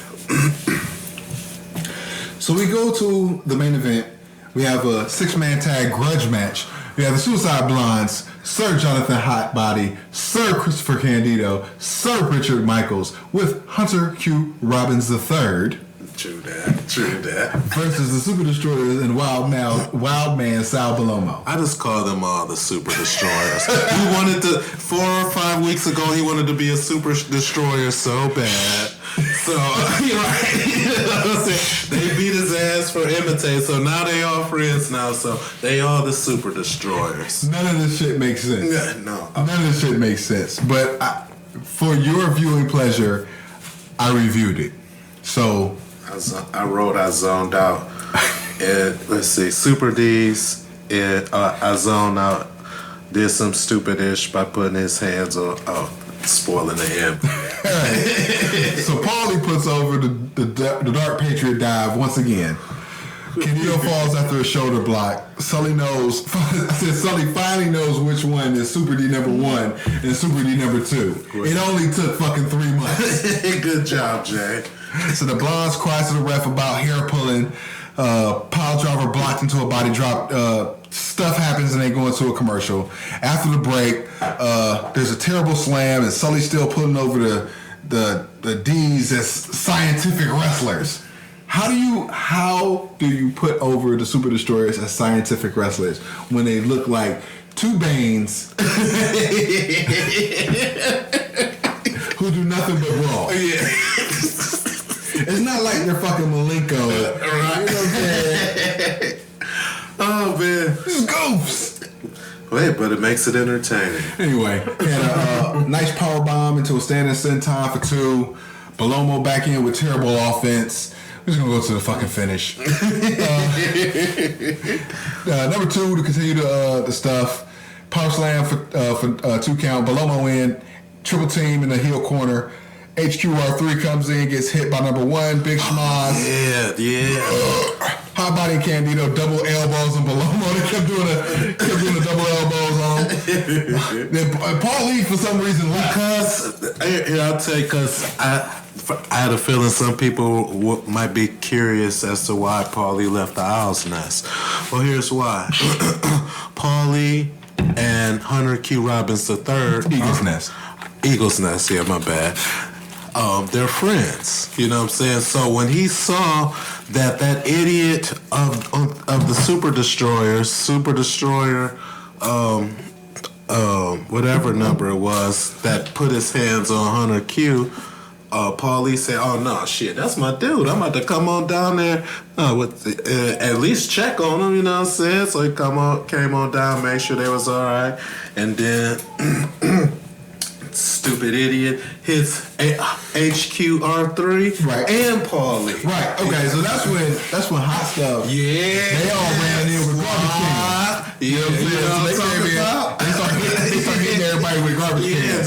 them games. Hot Stuff International don't play no games. Okay, I thought I saw Candido hit Morocco with a garbage can. He did. Okay, And I didn't understand that. and I didn't either. That's when it stopped being heels versus faces, because then everybody started fighting everybody. Right. All the squads started fighting all the squads and shit. I'm like, oh shit. All right, and that just ended the show basically. So overall, I said the tag match was good. The Dark Patriot spot was memorable, obviously. For sure. But overall, the show was I mean, I could, I like, Barry and Tommy Cairo. You know what I'm saying? 'Cause he's a fucking goof. I can't bury Larry Winters no more. You know what I'm saying? So Tommy Cairo is now my new target. Oh, he's a great target. Oh my God, he's an absolute moron. I don't even know why he must be doing this shit for free. Obviously, right? Because there's no He way just loves it. There's no way he could be, just jobbing and still getting paid. And I know Paulie's not paying them. You know Paulie ain't paying them. Oh man, he won the tie. Is Ty Gordon? I mean, he's one of Ty's guys. Don't get me wrong, but still, there's no way he could be getting paid. He's jobbed like 5 consecutive weeks. Yeah. He's abound. And it doesn't end either for Mr. Cairo.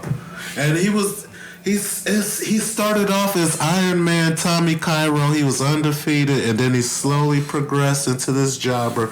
Then out of nowhere, he wins this battle royal for this belt that He doesn't even defend. But yeah, not one time. I'll say that the Iron Man has been very wrinkled as of late. I need to pay attention and see if they even still call him the Iron Man. Well, we'll figure that out on the next show when we come back, June 29th. Peace.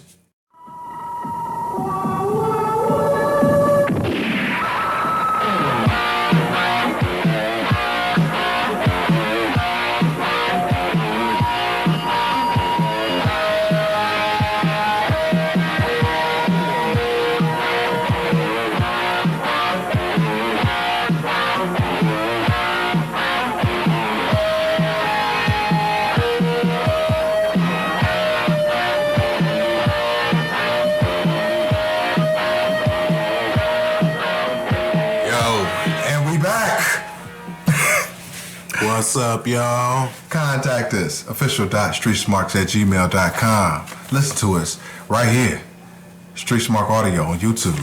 Or fuck with us, official.streetsmarks on IG, street_smarks on Twitter, or Street Smart fan page on Facebook. This is the Extreme Retro Review for ECW, June 29th, 1993. Wood. What were your initial overall thoughts of the show? Well, before I get into that, I was just listening to you go over, you know what I'm saying, your notes before we started recording. And I was just thinking, I watched this episode on the WWE Network. Okay. So there might be... It sounded like I might have missed something that was very intriguing. But my overall thoughts of this match was, I don't know, it's kind of meh, you know what I'm saying? Especially with the ending.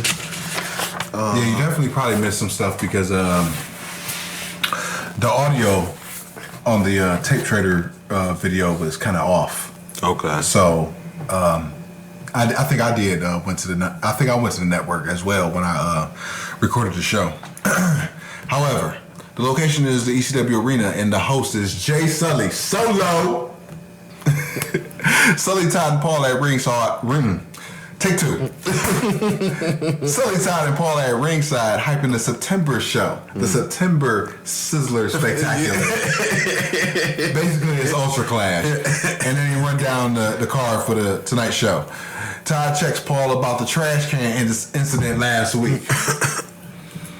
So then you go into Sully in a room with Todd. Both are in casual clothes.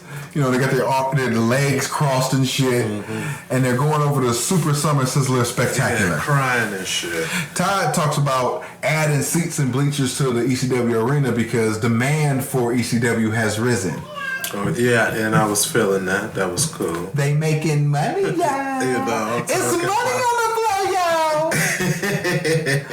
They talk about the fucking Gilbert Chain match. That's the part I didn't like. They talked about how the ref was paid off. That's some BS. The referee name was Kevin Christian, and he was subsequently fired, and now he's known as Freddie Gilbert, the third Gilbert brother. Welcome to the family, Freddie. It's nice to have you, you know what I'm saying? Because Hot Stuff International only messes with the elite of the wrestling industry. So if you have the last name Gilbert, you're definitely elite, and welcome to Hot Stuff International. Sully then talks about how he'll have an interview with Funk and Paulie next week. Gilbert then walks the Philly streets with a camera crew. Another magnificently done video. Well done, you guys. Sully says Gilbert pulled him out of 2 bars. And they had a tagline that said, "What is this guy? A lush?" Said, "The burial of Jay Sully has begun."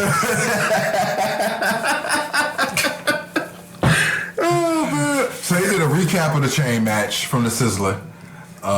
Moving on. Oh, you got words? Oh yeah, no, I just didn't appreciate all the whining Jay Sully and Ty Gordon were doing, talking about the referee was paid off and Terry Funk, quote unquote, really won the match and all that BS. Well, they had a visual pin. I'm not a visual pin, I apologize. A visual 4-corner touch. Right. So all I know is the referee said that Hot Stuff Eddie Gilbert was the king of Philadelphia when he declared him the winner of that Texas chain match massacre. So, but yeah, that's all I wanted to say about that, and I love the video. And it was, want to say it was King Day where he was at in Philadelphia. All right, so Todd was backstage with Funk. Funk wants revenge matches with the Dark Patriot. He wanted to put his hair up on line. He wanted Dark Patriot to put his mask up. He said, "I'll put up my hair." You want to have a hair match, Dark Patriot? I'll put up my hair. You can put up your mask. What kind of coward are you? If you want to put up your mask, we can have this kind of match. So he wants Gilbert. He wants Dark Patriot. He wants revenge. It wasn't a wacky promo. It was just, it was in this Terry Funk, nice babyface voice. I need somebody else to fight because Eddie Gilbert whooped my ass. So he had Stevie with the Koloffs in the backstage promo. The Koloffs versus Glenn Osborne, Man from the Badlands. That's right. And the returning Hervé Ernesto. You would also know him as Ernesto Broughton. No, that is not accurate any longer. It is Ernesto, and yes, that's a legal matter that I'm not allowed to discuss, but it is Hervé Ernesto. All right, so Vladimir is Vladimir Petrov from Jim Crockett fame. He's quite awful, and I'm sure he's still awful. He was awful then, and I'm sure he's awful now. Complete squash and the kind of vice finishes on Broughton. It's a dud match. That is Ernesto, who was defeated in that match by Vladimir. Yeah. My apologies, my good man. No, it is quite all right. Keep up. So we got Paulie would lead in to Gilbert at a State Fair cookout. Okay. Sully's there. Gilbert looks completely hammered. Yeah. Gilbert cuts a promo. Todd comes out. Argument happens between the two. Man, Todd is such a buzzkill. Oh my gosh. Eddie was having a celebration befitting of a king. And here he comes, Mr. Wet Blanket, trying to spoil all the fun. Who invited him anyway? How did he even know where the party was at? My bad. All right. So we have a grudge match Tony the Hitman Stetson versus Lumpy Larry Winters. Oh, that was a good match. It was a good match. And they start right away. Lumpy Larry with boots on the outside, Stetson back in and out, outside. Stetson takes over with chair shots, hits him with a pop can. Back in, Stetson's choking him, pushes the ref. Second ref in, he gets bumped. Both men hit the third ref. It's like ref bump, second ref bump, third ref bump. You know what I'm saying? Then they keep fighting. The fans are hot as fuck. Rebel runs out, and the mask guy holds Winners and gets some free shots. Yeah, you know what I'm saying? That's Then how we do. the goober, Tommy Cairo runs in and breaks everybody up. Leading the charge and shit. Goof. Now, the Sandusky champion is now reduced to fucking helping out for run-ins and shit. He's doing security. Right. He's jobbing the trips, jobbing the telephone, the mobile phones, jobbing the fake fucking botched roll-ups and shit. And now he's fucking running out, helping Lumpy get some comeuppance. Oh man, ECW's getting their money's worth out of that guy. I'm telling you, he's working for free. They're getting their money's worth. All right, so they have there's a shot talking about ECW and the Wings promotion in Japan doing a talent exchange. Okay. So there'll be some guys coming in from Japan, and then some guys will be shipped out to Japan from ECW to work the Wings promotion and vice versa. Nice. All right, so we have a TE title match. We got Jimmy Superfly Snuka, Hot Stuff International. seconded by Don Morocco. The ECW heavyweight champion and also a part of Hot Stuff International. Versus our guy, Tommy Cairo. Boo. Face shine early to knock Snuka out. Morocco trips up Cairo again. Splash.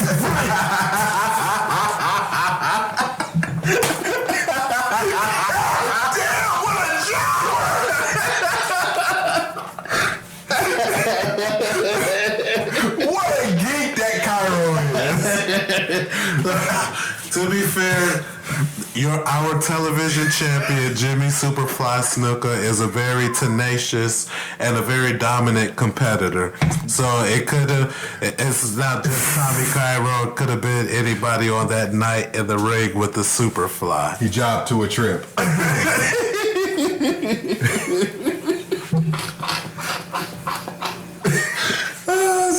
So we have a Wild Man Sal Balomo promo. Fuck out of here. Next. Oh man. He's talking about the Three Musketeers. Fuck out of here. All right. Paulie backstage with Hunter Q and Rick Michaels. His friend, by the way, and Hunter Q is a pretty cool cat. I hung out with him a few times. Okay. You know what I'm saying? Had a few brews with him.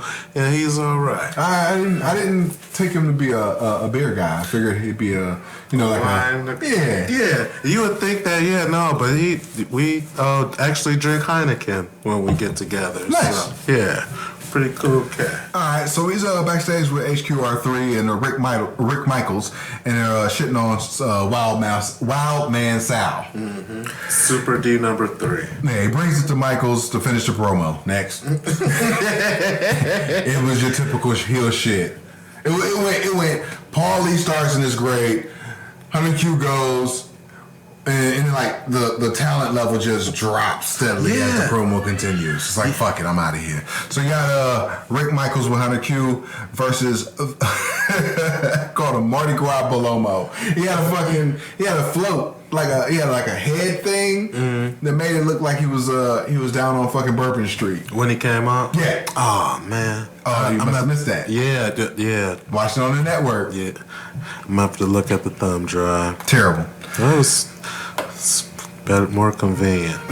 Bump that. So Balomo comes to the ring with a Mardi Gras object of sorts. Shit happens with a Three Musketeers candy bar, and I don't give a shit. It's Balomo in the fucking main event of the show. Why do I care?